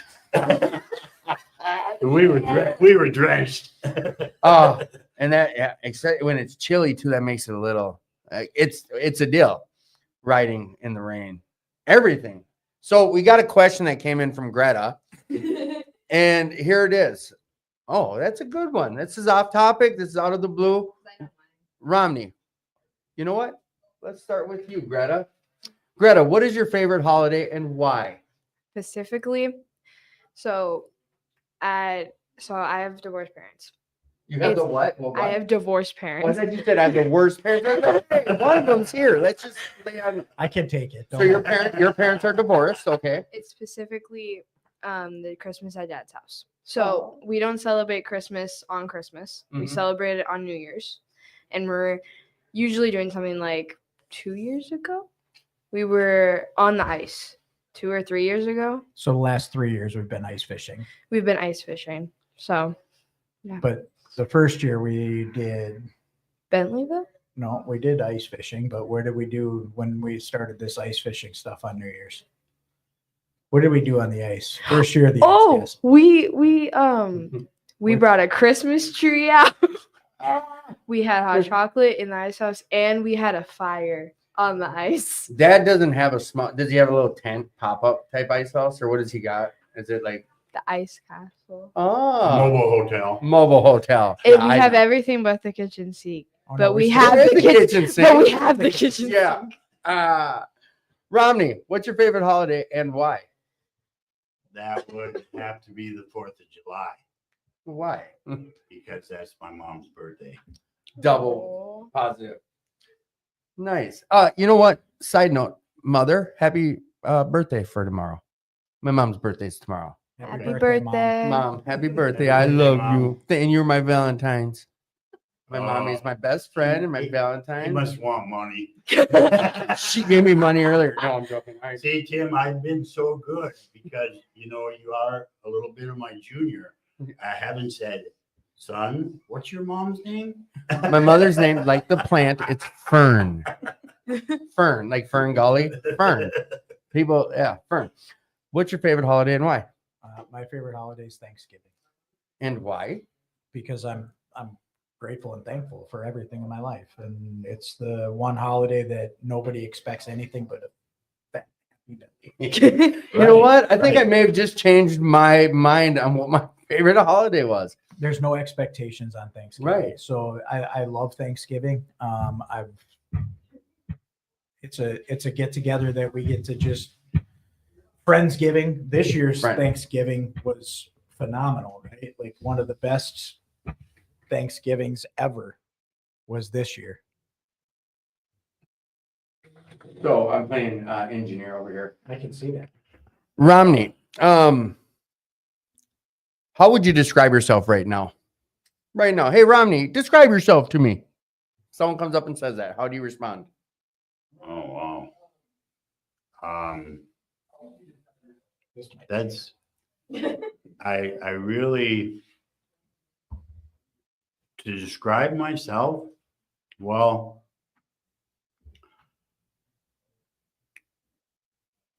I have became, well, okay, it's real easy now. It just came to me. About 3 years into this recovery, my first sponsor goes to me, Romney, a male figure in your life. I know you didn't have a dad, but a male figure that really struck you at young throughout your life, younger years for me. That was my great grandfather. I went from farm to farm with this man, helping, being a part of, always helping people. And that became my drive. So how I live is in complete reference to what I learned that this man taught me. And that's what I do. I could come and help you as long as you're willing to do the work with me. I'm not out helping just the world because I just let the world be where it is. Right. Right now, this is my world. Okay. Right here, right and now. that's how I am. But I always seem to be brought to whatever it may be to be a part of. That's where I go back to. That's how I am in life. I'm just a part of. Yeah. But it's irrelevant as to where it is that I end up. I'm a part of and I'm helping. Yep. And anyone that's met me in the last 11 years since I made it back has never seen that guy. The old Romney. And he doesn't exist anymore. So I continue to grow and just be a good human being. See, as human beings, an old timer shared with me in my first recovery. As human beings, we are only supposed to care, help, and love one another. We are not supposed to hurt, hate, irregardless of how you do it, verbally, mentally, Right. physically. That's not that. No, it's not in my arena, not at all. You know, as much as there's a struggle at times, Right. you know, but I know I can't go there, you know, because it's not right. And there again, now that obviously to me, it's brought by the God of my understanding, you know, and the people in my world are very spiritual and faith connected. And one of the biggest developments about 3 years ago at one of my TBI meetings, I meet this little gal and she is very driven. She's part of ministry that goes into jails and everything. Very and involved. Yep. Yes. And Linda, her depth of connection, I think it's rubbed off even a little more. Thank you, Linda. So, we got other people tuning in. Easter, rebirth, new life, resurrection, and beautiful pastel colors was someone else's favorite holiday. Anytime I ask a question, anyone out there who wants to put an answer up, go on and we will read them. I had a couple more questions come in for you boys, but I first would like to hear Brad tell me, explain yourself to me. No, the question was, how would you describe yourself right here, right now? Oh, I love that one. I was gonna say, didn't I just ask him?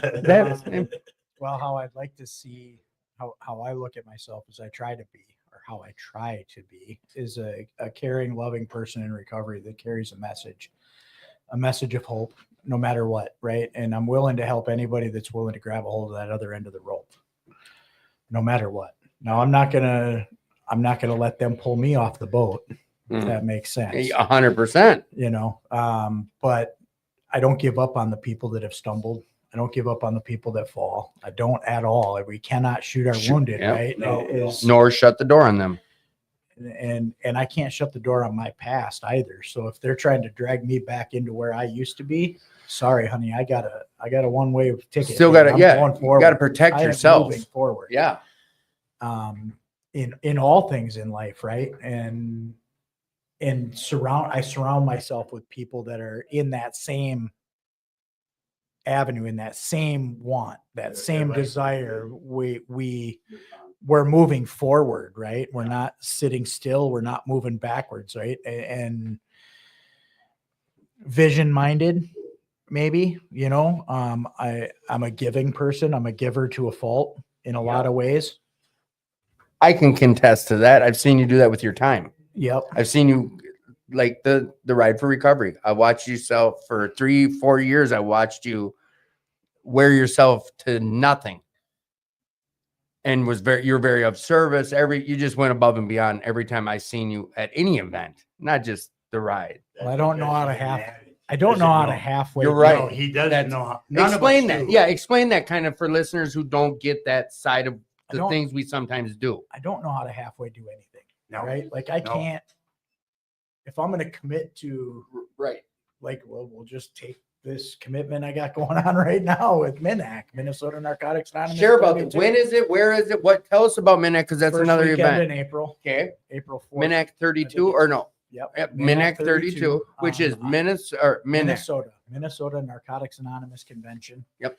At the 32nd, it's at the Doubletree in Bloomington.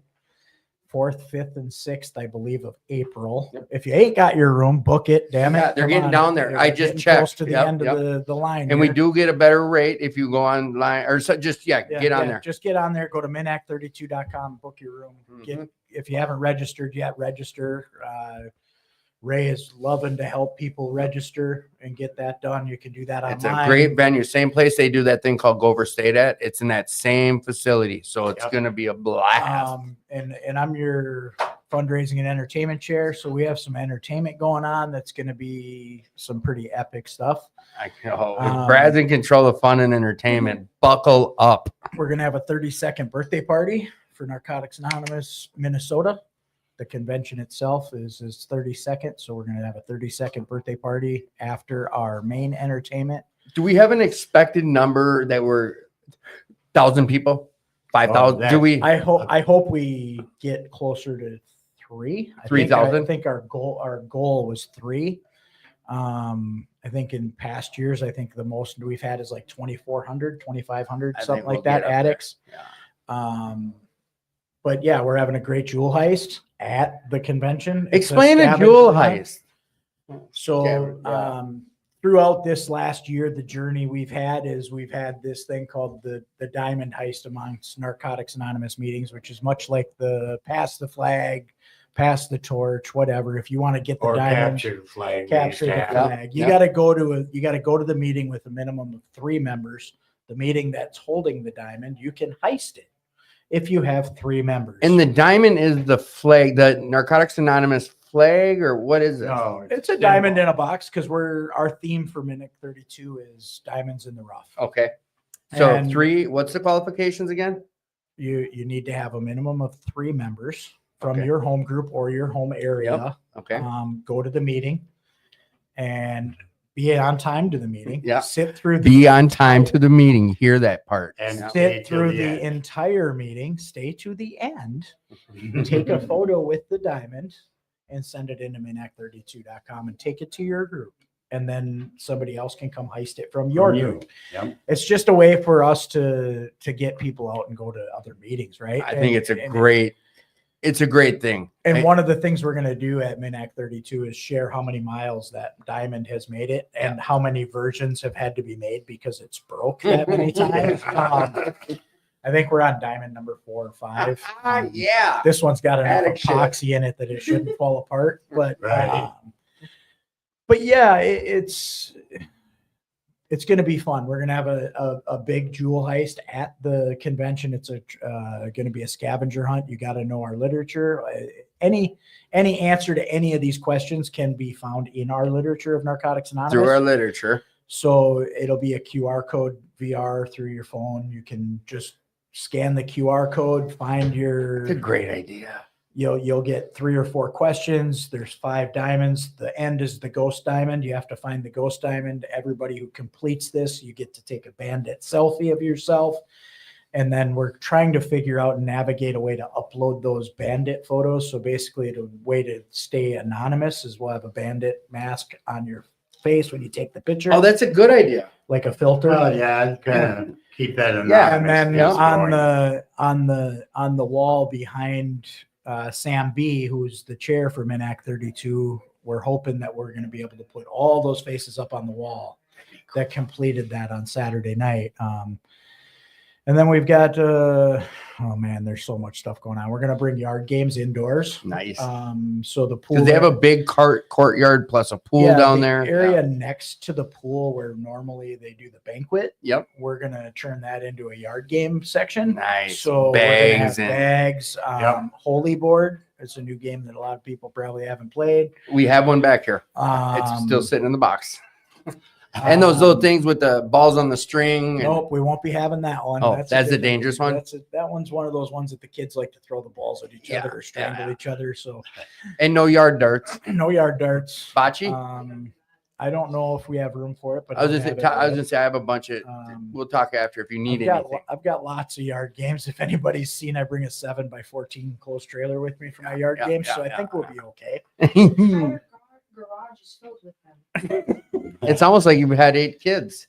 Almost like I do a lot of these functions. No, yeah, that's what I was gonna say. This goes kind of hand in hand with what I was saying about Brad, and ties into us saying like we do attic shit. Like we can't. Yeah, who needs 3 sets of bags? Right. This guy. Who needs 7 folding tables? We go all in. So my opinion of Romney is caring, affectionate, joyful, respectful, and responsible from our very own Carolyn Von Holton. Okay. Carolyn, do you remember Romney? She said yes, the new one. We love you, Carolyn. Thank you, Carolyn. I love you. Yeah, congrats. What are we congrating? She hit clean time? Not too long ago, if I thought I read it. Or it's coming up. So also, I'm not good at multitasking, as you can see. No, that's the part. Both Romney. Is that why you close your eyes while you're trying to talk? I'm trying to think. Yeah. It's not real poignant or spiritual. That's so it's back to the MinAct 32 thing. Yes. We've got a lot of speakers. There's a lot of meetings goes on 24 hours a day. There will be something going on in that building. Right? 24 hours. Well, the marathon meeting is actually going to close from I think 1 a.m. to 8 a.m. Okay. But what? But we're working on that. Don't worry, Rom. But there will be always somebody available, right? Somebody's always going to be awake. Somebody's always going to be around. Yep. Right? Only takes 2 people. And yeah, it's a convention, and we're gonna have fun. We're gonna. Yeah. What better way to get to know your fellow addict, right? What better way to communicate and get to know more people in recovery and build this empire, right? That's right. Yeah. So yeah, this has been probably one of the most time-consuming and sanity testing position I've ever held. So in my recovery, struggled at moments with too much personality on the principal. Maybe a little of that. What, like wanting it my way? No, I don't ever struggle with that. Do I? Oh, no, I don't know. I am being serious. You know, I ask questions that we know the answers to, but these are still things. Yes. Just because you've got double-digit years, you still deal with some things you have to work on. I still get in the way. There you go. That's perfectly said. That's why we always remain teachable. But the work is real, you know, like we. Oh yeah, it's a committee, it's a right? year-long group. It's a year-long commitment. Keep sharing about it. You know, we also have another event coming up for that, an awareness event. There's 2 of them actually coming up before the event happens. One of them is we're having a speaker jam on March 1st at St. Matthew's Church, 4101 Washington Street Northeast. It'll be 4 Narcotics Anonymous speakers plus Sloppy Joe's. There's $10 to get in, $6 from a treatment facility, and we're going to do some kind of an award for the treatment facility that brings the most amount of people, which is kind of cool. And we're charging those treatment facilities $6 per person versus the 10. And then other stuff will be for sale as well as our merch and things like that for MinAct 32. But then there's also the volleyball tournament in the Rith area is coming up. I don't know when that is though. That's in March. I think the 22nd or something like that. Yeah, somewhere around the 3rd weekend in March. And I don't know a whole lot of details about that get together, but pretty cool stuff, right? And this is how we recover, right? We put these things together and we just do it. We just do.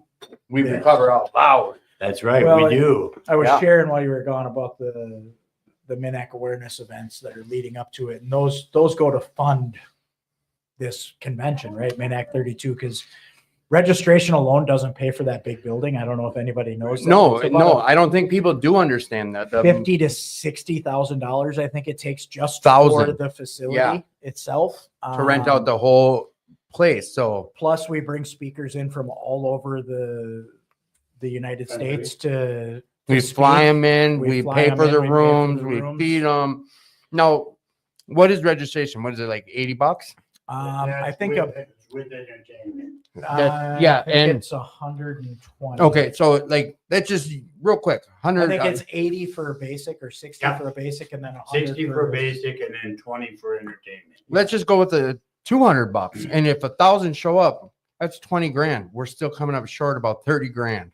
Correct. I mean, just to put this number out there for people, things aren't cheap. And a lot of people, like I know Scars and Tattoos that takes place at 10 a.m. on Saturday mornings over at Iktomi Tattoos, 1415 West 35th Street. We were finally at a place where we were able to kick some money up and things like that. When meetings are able to donate some money towards area or whatever, we all need to do our part when we're able to. And anyone listening, we always talk about that. If you're able to donate to these type of places, like they really could use the help. So yeah, basic registration, I just looked it up, is $60 for basic, Yeah. 80 for the full, which gives you the $20 for our entertainer, who is a corporate magician comedian. It's gonna be a blast, dude. He's very interactive. Mhm. I've seen his video. It's really, really cool. I'm really looking forward to this adventure. And I never, in my early years in recovery, found my recovery in a hotel. I never did. I never did these conventions. I did campouts. I did lots of adventurous things outdoors, mostly. Yeah. They were more affordable. Mhm. For a family guy who's got lots of kids. Yeah. It was a lot easier Right. to take these Throw kids a to go tent. to Throw a tent up, yeah. And these it's events fun. rather than $150 a night in a hotel, right? Mhm. So I haven't been to a lot of hotel conventions until the last few years when my kids have grown up and moved on. Mhm. Well, Greta's still with us, but she doesn't really count all that much. I don't usually go. So it's I'm looking forward to it. We'll see how it goes. But yes, the experience of being of service to this has been trying, right? It's been a lot of different personalities on this committee, and It always is whenever you're putting together any event. Right, hope right. I've heard Paul and Carolyn talk about that a lot. Like the things that we put on down here. I mean, for starters, there's money, a lot of money that's got to get put up front. Then we got a lot of people that we're counting on to step up, like you're doing with MNAC. It's all volunteers. It's Right. all volunteers or outside donations coming in. It's a lot of work. Oh yeah. It's a lot of work, and you have a full-time job, beyond a full-time job. Like you got a double full-time job and on call. Well, and I work besides my work, so I mean, I'll be going to work tonight to Pushing move snow, right? So, Yeah. yeah. I mean, I work and I work and I work. And you show up as a dad, and you show up in the rooms, and it's all because of what? It's because of my recovery. Without my recovery, I don't have any of this. I know that. And you had talked earlier about navigating my job. I would have never made it 15 minutes in my career had I still been using. There's no Right. way that I could have. No. I would have missed my first phone call You sure would have, because I because would have been so freaking hammered. I wouldn't have known what's this thing? that's, Phone? I got to answer that? What the hell is that's that? because when we're out there, we have a master's degree. It's not from college. It's just, all it says is master at irresponsibility. Right. Yep. Because it's not what I want to do. And, There's that want. Right. and I don't know, man. That's a question you could ask Greta. What would you do if you saw Dad drinking today or getting high? I'd be scared because I've never Scared. seen it and I don't want to. Like you always say it.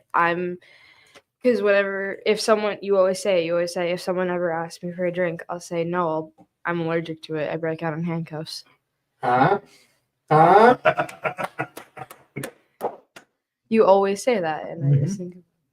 I mean, and here's the thing: is I know you've taken Greta with you quite a bit to the rooms, like to events, and she's seen Dad growing up in this. She's grown up seeing Dad in this, and I don't know if it's somewhere I'd say She's got more recovery family than I do. she's got more time than I do. Shit, I got 13 years. Yeah, that's double what I got almost. It's to me, one of the biggest things I get to see and share about is family. It's this thing because usually we burn that down. Mhm. We always hurt the ones we love, from my experience.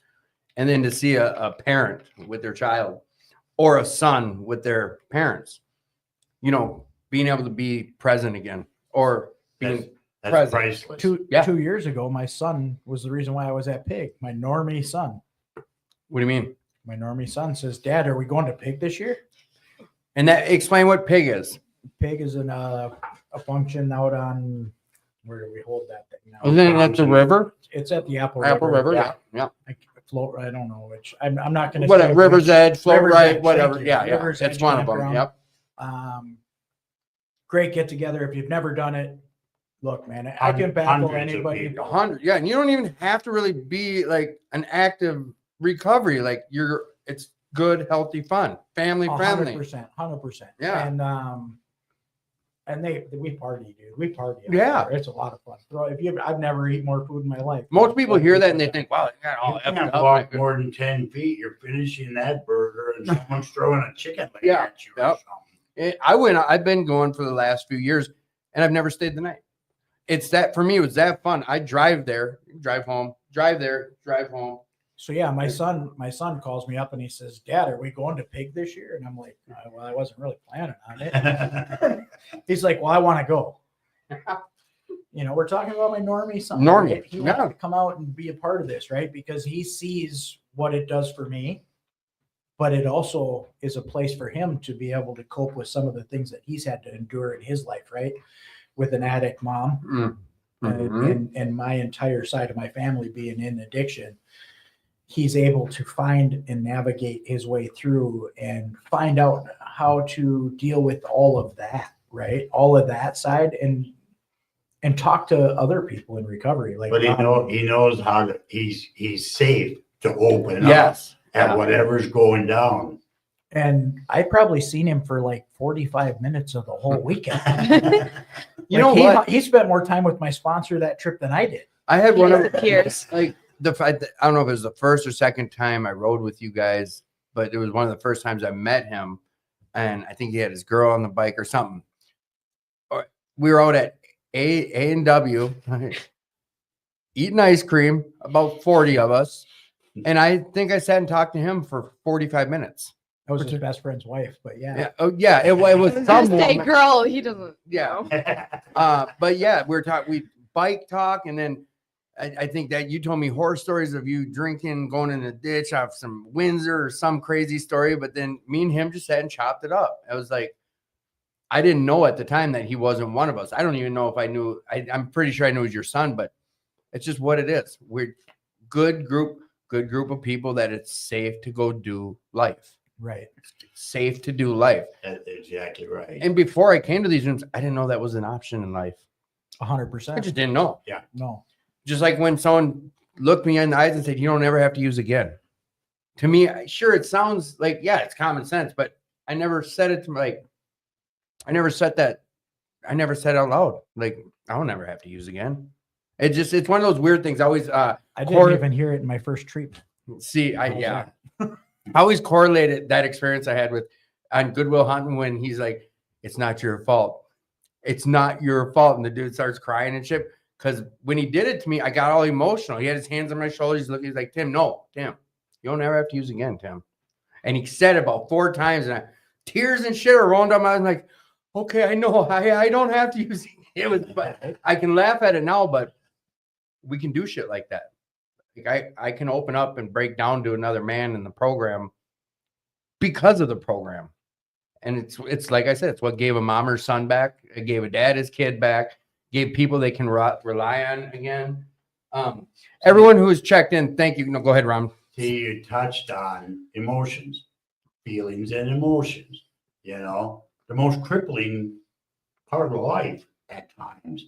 But then as you learn, we're only supposed to experience them because there's a lesson in everything we experience. It's not, it's going to be easy. It's not all going to be but easy. experiencing it and growing from it. That's the key. Continually growing. I'll never grow up, No. but I'll grow. Yeah, I I'm don't. still in middle school. Right. We still love the bike lane, especially in Florida, don't we, Ron? Yes, sir. This thing about emotions. I'm glad that you did bring up the topic because it's something that kept me higher drunk. It was without knowing it for years, without knowing that that's what the hell I was doing. Because I share about it with, let's just fictitiously say, a relationship situation, feeling these feelings. See, my whole life I was either drinking or smoking pot or something, my whole life. So I never really felt those type of feelings before. Get into recovery and you feel it for real. And I shared, I don't know, it may have been with you or I may have been with you on one of the calls, but I was sharing with someone, I was like, fucking, it hurts, pardon my language. It hurts so bad. It's just, it hurts. Why? I've been through this. I've had 5-year relationships, 8-year. Why does this hurt so bad? You're not medicating it. I'm not, Right. and you're You're feeling not it. hiding from it. Right. Yep. And it was new to me. And I still can't co-sign the whole, you're growing through it. But I comprehend it a little more now that the sting is a little further away from what it once was. But yeah, lessons. Yeah. And I'm present for it. And I'm experiencing it. And you know what? The other side of it is the reason it hurt so bad is it was real. It was a real thing, you know? There's a lesson in this too. The next time I see you coming, I'm booking because I know what you're going to try and do. You've only been trying to get me to do this for a couple of years. I have. But it's not because of deterring from it. It's just, it was the right moment because I was just in school again for my job right down the road. And I had to bounce in and see Paul and Carolyn because I hadn't seen them for a great Right. And then you were right there and said, here, let me show you this. You know, I felt it. Is that how you wrote this guy in here? Yeah. Yeah. Fish hooked him. I had a daredevil stuck in my cheek, pulling me this way. You know how he got me, right? I You said couldn't. you- I used. I co-signed you. I did. I was like, well, Rom's gonna be on. We have an open mic, and he's like, yeah, I'd love to with Rom. I Well, said, let me look at my calendar. yeah, you did. Yeah. And then I didn't even think about it. It was Valentine's Day. That happened after. Yeah, because then I got a call from Brad with the wife and mom in the car, Oh yeah. making sure I knew I was stealing him on their Valentine's Day, Oh yeah. but they were okay with it. You took me too. You were in the car too? I wasn't No. in the car. Oh, no, but I you took took me you. from them too. But it's No okay. one else came I'd rather willingly. spend my Valentine's with than you guys. I came willingly. Yes, and I appreciate it. I really do. I love having you in the house. This thing though, the emotions, I think someone where it's a cold piece, but you know what it is. And I am grateful I have them. It's Right. part of who I am today. And That's because you feel. yes. I get to feel my feels today. Right. Yeah. And it's something I would have made the fun out of. I would be, if I could have a conversation, the old me would have such a great laugh at who I am today. Pointing fingers, making fun of, and out of fear. 100%. Out of fear. Mhm. I know now that's what it was back then when I was not addressing feelings or whatever it is. But this Big tough program, guy. yeah. See, and in recovery, okay, in relation to fear, you know, there's such a thing as healthy fear. Yep. Because we're still going into the unknown, but there's not danger, but there's still fear of the unknown Yeah. until you overcome that and you just go. Yeah. Yeah. No, that's almost a mic drop right there. Right? You almost got the mic drop on. Kaboom. So You want me to this, drop it? that sounded like it went downstairs. So here's the point of the Clunk, clunk, show. Wow, we've been going almost over 2 hours. See It's how? easy. It's been 2 hours. Yeah, 2 hours and 10 minutes. See, time flies when you're Wow. superstars. See, Romney, it wasn't that bad. But see, all the stars aligned. And ever since, I wanted to say this on air, from the day I heard you sharing at 2218, because I was riding about a year prior to your accident. And when I heard about it, instantly I'm like, dude probably wasn't paying attention. I didn't know you. I seen you at meetings. That's just what we do. No, just hang How on. did you know about my writing style? I didn't. Yeah. But no, I think someone's like, yeah, did you hear about Romney went down again? I'm like, again? They're like, yeah, well, he's hit some animals and he's been through some deer. And I was on my little custom, that, little death trap. And I think I had a close call. And after that, it was like everything changed in my head about riding. It was like within 3 months of riding, I had a real close call and everything changed for me. And I was like, without knowing you, I was like, God, I hope that guy's okay. And I was in my feelings about it, and I was following everyone. Right here. Yeah, he's here, strong, loud, and proud. And then when they're like, he's going to be this, it was right before or right after we started the podcast that year's Ride for Recovery. You were the main speaker, and I heard you, and I was like, I want him on. And I had a co-host at the time. He's like, oh, I know Rom, I'll get him on. And I believe he goes at things in a different way, and he's got a different history, whatever the case is. The time wasn't right when he approached you, I believe. God, I'm trying to be so politically correct right now. I don't remember it. So, but whatever the case was, is like I didn't have words. I think after I came up and said thanks for sharing, because it was a powerful share. You were just fresh back into life with all what you went through. Like some of this, you shared the story about one of your friends that you helped when he passed away. It was a real powerful share. I was like, I want him on. I wanted you on since. So yeah, when I saw you back here and it was just the two of us, I was like, I know him now. okay. I don't think I'm out of line now. See, if you look at the word hostage, I took you hostage. You don't worry about it because I'm willing. It's all good. Yeah, you're not an old girlfriend. I don't have to hold people hostage anymore. But yeah, I just thank you for coming on. Thank you for answering the call and coming on, both of you. And you didn't even say who it was, and I knew it. I know you go, okay, I'm stuck. Yeah. And whatever, like I said, everything gets us to the point we're at right now, and I got to believe it's all for a good reason. It is. I'd walk with Romney anywhere. Yep.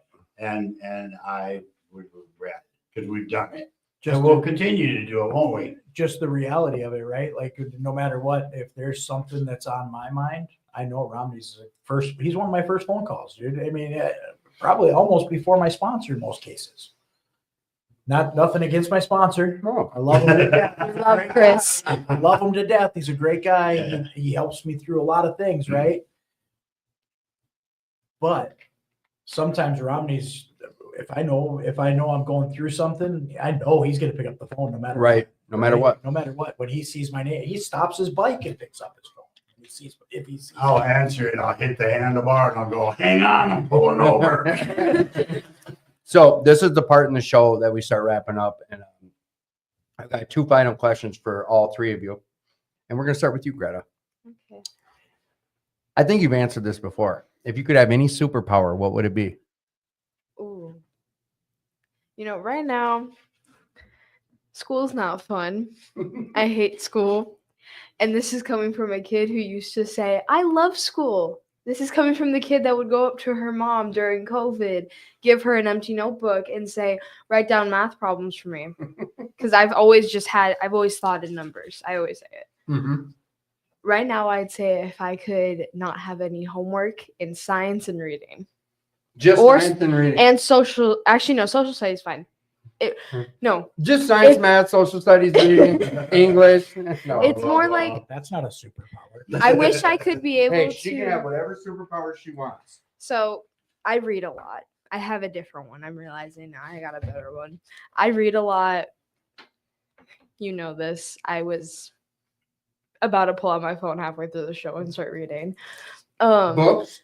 Mm-hmm. I love Books. I love books. I've read almost 100 books. I'm lazy. I use Audible and listen to books. I would too, yeah. I can't listen to them. Really? I don't. My brain doesn't recite it right. I can't. That's why I You can't get into it. See, and I'm my the other brain. way. I have. If I'm going to listen to an audiobook, I have to be laying down by myself in a room with nobody in it, clothed, and it has to be pitch black. This is because where I- we have different mind. You're healthy, and I shouldn't say it that way, but I'm You're a the. mess. But like, here's the thing. I'm exactly the opposite. The only time I've ever read a book was in jail because there's nothing. If I right now, I would have to read. Everything's silent. I'd have to have no obligations. My brain can't shut off. When I'm reading, it's over here. I have to read a page 30 times. I listen to books while working all day, and I comprehend it. It's the weirdest thing. My mom's like you. She said, I can't listen to books. Like, I can't focus on, like, she's like, I'd have to stop, turn out the lights, like what you're saying. I have to be completely silent because I'm gonna look around. Like this entire time, I was just looking around because my brain, it doesn't work that. Like my brain, I get really distracted easily. Mhm. So I go off into little tangents in between. That's why I'm trying to really stay on topic right now. Oh, you're almost like one of us in that way, but But if I could be able to explain what I'm reading, if that makes sense. So I can explain to you a book I like. Mhm. I could explain to you in detail every single Harry Potter book, front and back. I have done it. I have a present for you before you leave. Remind me. Really? Yeah, Harry Okay. Potter present. So, for Christmas when I was 10, Dad and Heather and Joanne, they got me the entire set of Harry Potter. I could not get in the first book, and it took me a long time to do it. But Dad made a deal with me that if I read all the book front and back and I wrote an essay about it, he would give me $20. I don't think he realized that I read books way too quickly, and I wasn't writing essays after them. So I wrote all the essays in one go and gave them all to him. So he had to give me like $100 at one time. Child of Brad. He's like, Looking yeah. for the big ticket. So your superpower Your is to be able to explain anything you read. that I don't like. That- So like in reading class, So if she doesn't like it, she doesn't comprehend Oh, it. I Nope. see what you're saying. Okay, I If see what it's you're Can't not- saying. get into it. if So it's like, not okay, yeah, yeah. teacher, I read it. Here's the outcome, and never have to pick the book up. Yep. I like Well, that. I have to pick the book up because unfortunately I love books and I love reading, but I'm glad to know. I this. hate doing it out loud. Don't tell me to read a book out loud, do you? Is if I'm there- alone, can you yeah. read it way quicker, just quiet, like Mhm. without saying it out loud? Like I finished the second book of Percy Jackson in one day. It's the Sea of Monsters. I finished it in one day at Dad's house because we weren't doing anything that day. I picked up the book and read it in one day. So one even sitting. if there's stuff going on in the house, people are cleaning, you can just focus in. I won't hear them or anything. I'll My just mom be said, completely How away. do people do that, guys? I don't know. I can't. By looking at picture books. Yeah, that's It's like, not picture yeah, books. exactly. No, that's Those how are the we only can do it. things. I think That's how we can do it. Is I there has to be think the pictures. reason why I can do it is because I can see the pictures in my head. You make up your own movie. I also can't. I hate Yeah, they turned watching. some of those movies. You know what? And here's my last question about that: is what was better, the Harry Potter movies or the books? Oh, the books. I hate Real the reader. movies. She's a real reader. Okay, Same with the Twilight series.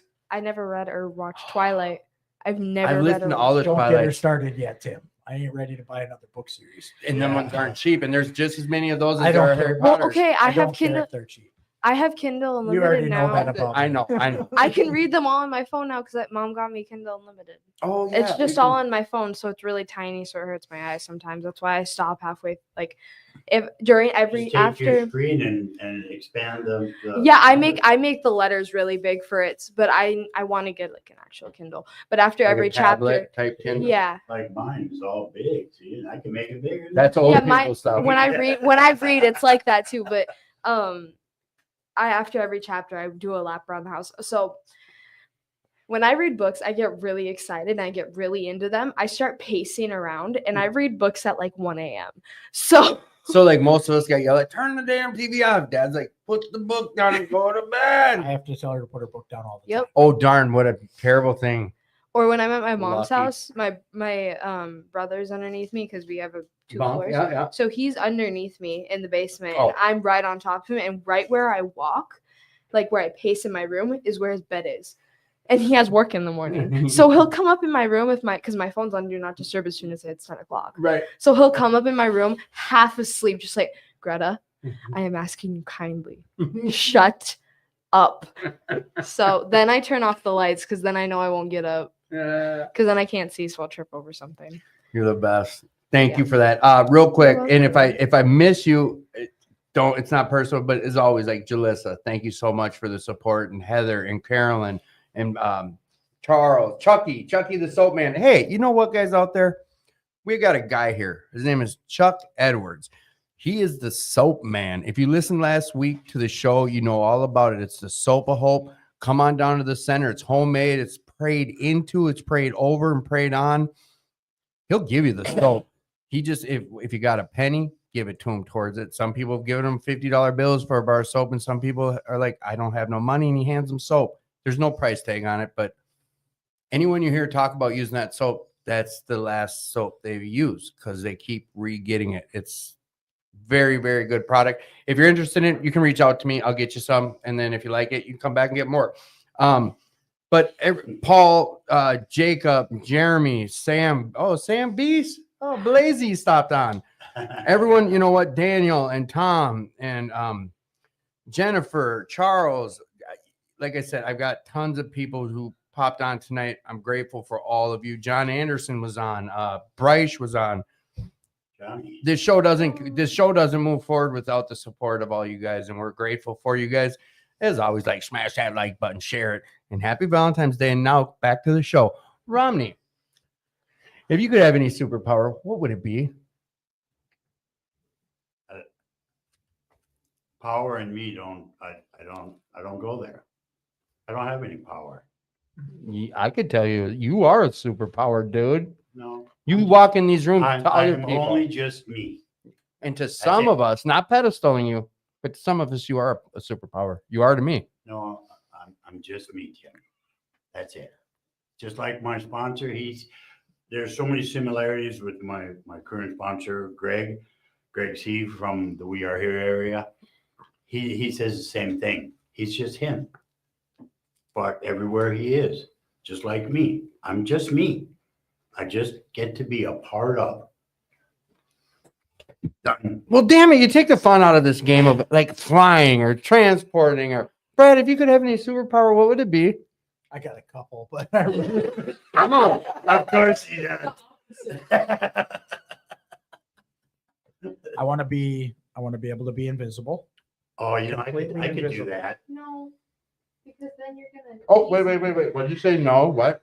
What did you say? He's gonna tease me. You know, he's gonna sneak up behind me and just start hitting me, and I'll be like, "Who the heck are you?" Look at him shaking That's his my head. favorite thing in the world is to Be a to ninja. be, like, On the- completely transparent, not be seen, right? To be able to just be in a room and hear and see. But I think there's some you deeper- are transparent, Brad. Well, I know, but Come on. So you want to be a stalker? You stole the words away. You want to be a stalker? My other one was flying. Was my second one because I always. I've done enough of that. No, that's not cool. You don't want to fly. But if you have control, that's always been mine was flying. But Control. Oh, Yeah. I don't want any control. Control? well, Tim, if you use the word control too much around me, I will tell you, you just wait. I'll be right back. I'm going to run down to Walgreens or CVS, buy 2 boxes of X-Lax, and you're going to eat it, and I'll lock the bathroom door. I love these guys. I don't have We any love you control, too. Tim, I promise. Thank you. So, name of this show is called Attitude for Gratitude. And the final question I ask the people who come on the show is what you're grateful for. Let's start with you, Brad. What are you grateful for? First and foremost, every morning I'm grateful for my recovery. Second, and every day, every waking moment other than that is to be a good father. Those are the two main things I'm grateful for. You are. Oh, dude, I'm gonna fucking cry on here, man. Serious. Rom, name of the show is Attitude for Gratitude. What does your gratitude look like today? My gratitude begins as soon as my eyes open. Number one, I'm clean and I'm alive. And when I walk into my bedroom, a little desk on the right, the first piece on the one corner is my gratitude list. It doesn't go away. I'm grateful for every part of my life. Yeah. Greta, Beautiful. let's hear about your gratitude, young lady. I'm grateful for my family, Mhm. but I'm also grateful for my best friend, Kira. She has been with me since kindergarten, second day of kindergarten. We met on the bus. She was just going through a very hard time, and I was and we both sat there and just cried with each other because Oh, over text I saved her from killing herself. So that was something that really hurt. But that's probably the one thing is just them, my friends, because they've helped a lot without doing anything. awesome. I love you kids. So tonight we did bring up I know Brad talked about something in his earlier recovery. Camera's gone. Ah, damn. I have a hidden one up there. Get down. My Please kind of don't. show. So, Thank you. It was brought up earlier. Brad talked about when he was in his early recovery, talking about putting a gun in his mouth. And I know Greta just brought up about a friend with some. If you're having any thoughts of self-harm or anything like that, please reach out. We know mental health is a real thing and struggling is a real thing. I put a hotline on the screen. So if you know anyone struggling with stuff like that, please have them reach out. Like if no one's told you you're worth this life, you've heard us talking all night for 2.5 hours about a good life. And it's here for the taking. So come get a piece of this. It's here for the taking. And we could probably go for another 4 hours if we wanted to. Couldn't we? Probably. 100%. I feel like I just got here. So Yeah. big deal. That's like the 10 joys minutes. of this. That's when people are like, "Oh, you went how long?" It's like I don't look at the clock. I just know when it's about wrap up time. I start talking about wrap up, and some shows are 45 minutes and some are 3 hours. Is there a clock? I have it. I just put up a Mario Brothers clock the other day, but I can't see it from my angle. You can't see it from my angle. No, but I have a little red bar that says I've been live for 2 hours and 27 minutes. But no, serious. If you're out there struggling tonight, please reach out. You're worth this life. Like you're worth having this life. And if no one's told you, like I love you, you're loved. It's come to these rooms, check out what you heard us talk about this fellowship, and like we're welcoming, and you never have to be alone again, nor do you ever have to pick up ever again. This program's taught me that there's no reason, none. No, I always say that nowadays. Like, you got good enough reason, call me and I'm buying. I'll buy it. I think I've told you that one. I think I stole that from. I've done that with sponsees over time. Yeah. They'll call me and say, I'm really close. Right down the road, I'm picking up. I go, well, where are you? And they'll tell me, I go, okay, I know where that is. I'll be right there. I'm going to try, I want to catch one too. Yeah. And then click. 100%. And a couple hours later, they'll call me an effort. Yeah. Because now they're at home. Right. They didn't pick up. Yeah. Because it's a win-win, dude. Yeah. Yeah. If you can give me a good enough reason I'll come with you. I'll come with you. You I- got that, Brad. He was trying to show you a little love. He was like, Coming with you. so yeah, you heard he lost his parents. I lost my brother at 9 months. We go through some of the heaviest shit I've ever been through was in recovery. That's when I realized this shit worked, was at 9 months. All I was concerned about was my mom and his friends. Like, damn, they must be hurting and never. And we had a celebration life at a bar. People are getting high and do that. Never once did I even think like, fuck, I want to get twisted, or it just wasn't a thought. And I was like, wow, this shit works. Right. Recovery works. It does. If you work it. And I At was 9 all in. months, Tim, did you go through that by yourself or did somebody come with you? Absolutely not. You had support when you went, didn't you? 100%. See, that's why Together. we got a shot. I was at my sponsor's house mowing his grass. Like, isn't that what you do? No, but I was at his house mowing his grass. I got about 5 acres. He came out and told me the news. He's like, hey, so-and-so called your family and your brother passed. Like, let's go to your house. And I'll share it on air. And it was a selfish thought, but the whole ride to my house, we had about a half-hour lapse. And I was saying, if I can't believe I lost my brother. I lost him. I lost him. And in my head, I'm like, wow, people are going to be feeling bad for me, and I'm going to get some sympathy. And this was unhealthy. I know it was. You were 9 months clean. This I is what don't was expect told you to be too healthy. This is what was going through my head. And Slightly self-centered. all within this 9 months, by the 5 miles from the house, my sponsor, love him. Tim, your mom lost her son today. Fucking the whole world. I was like, God damn. Just exploded it. Everything changed in that moment, and the trajectory of everything on how things, I was like, holy shit. It all changed. 100%. Everything changed right there. It was because I was with someone. Mhm. Because I would have, if I was alone, who knows? Maybe be high right now. Who knows? Maybe dead. Maybe my mom would be burying her second son. You know what I'm saying? Like this, you're right. I'm glad you brought that up. Never alone. Brad, I'll call you when I get home because I will be alone for a ways. I'm just kidding.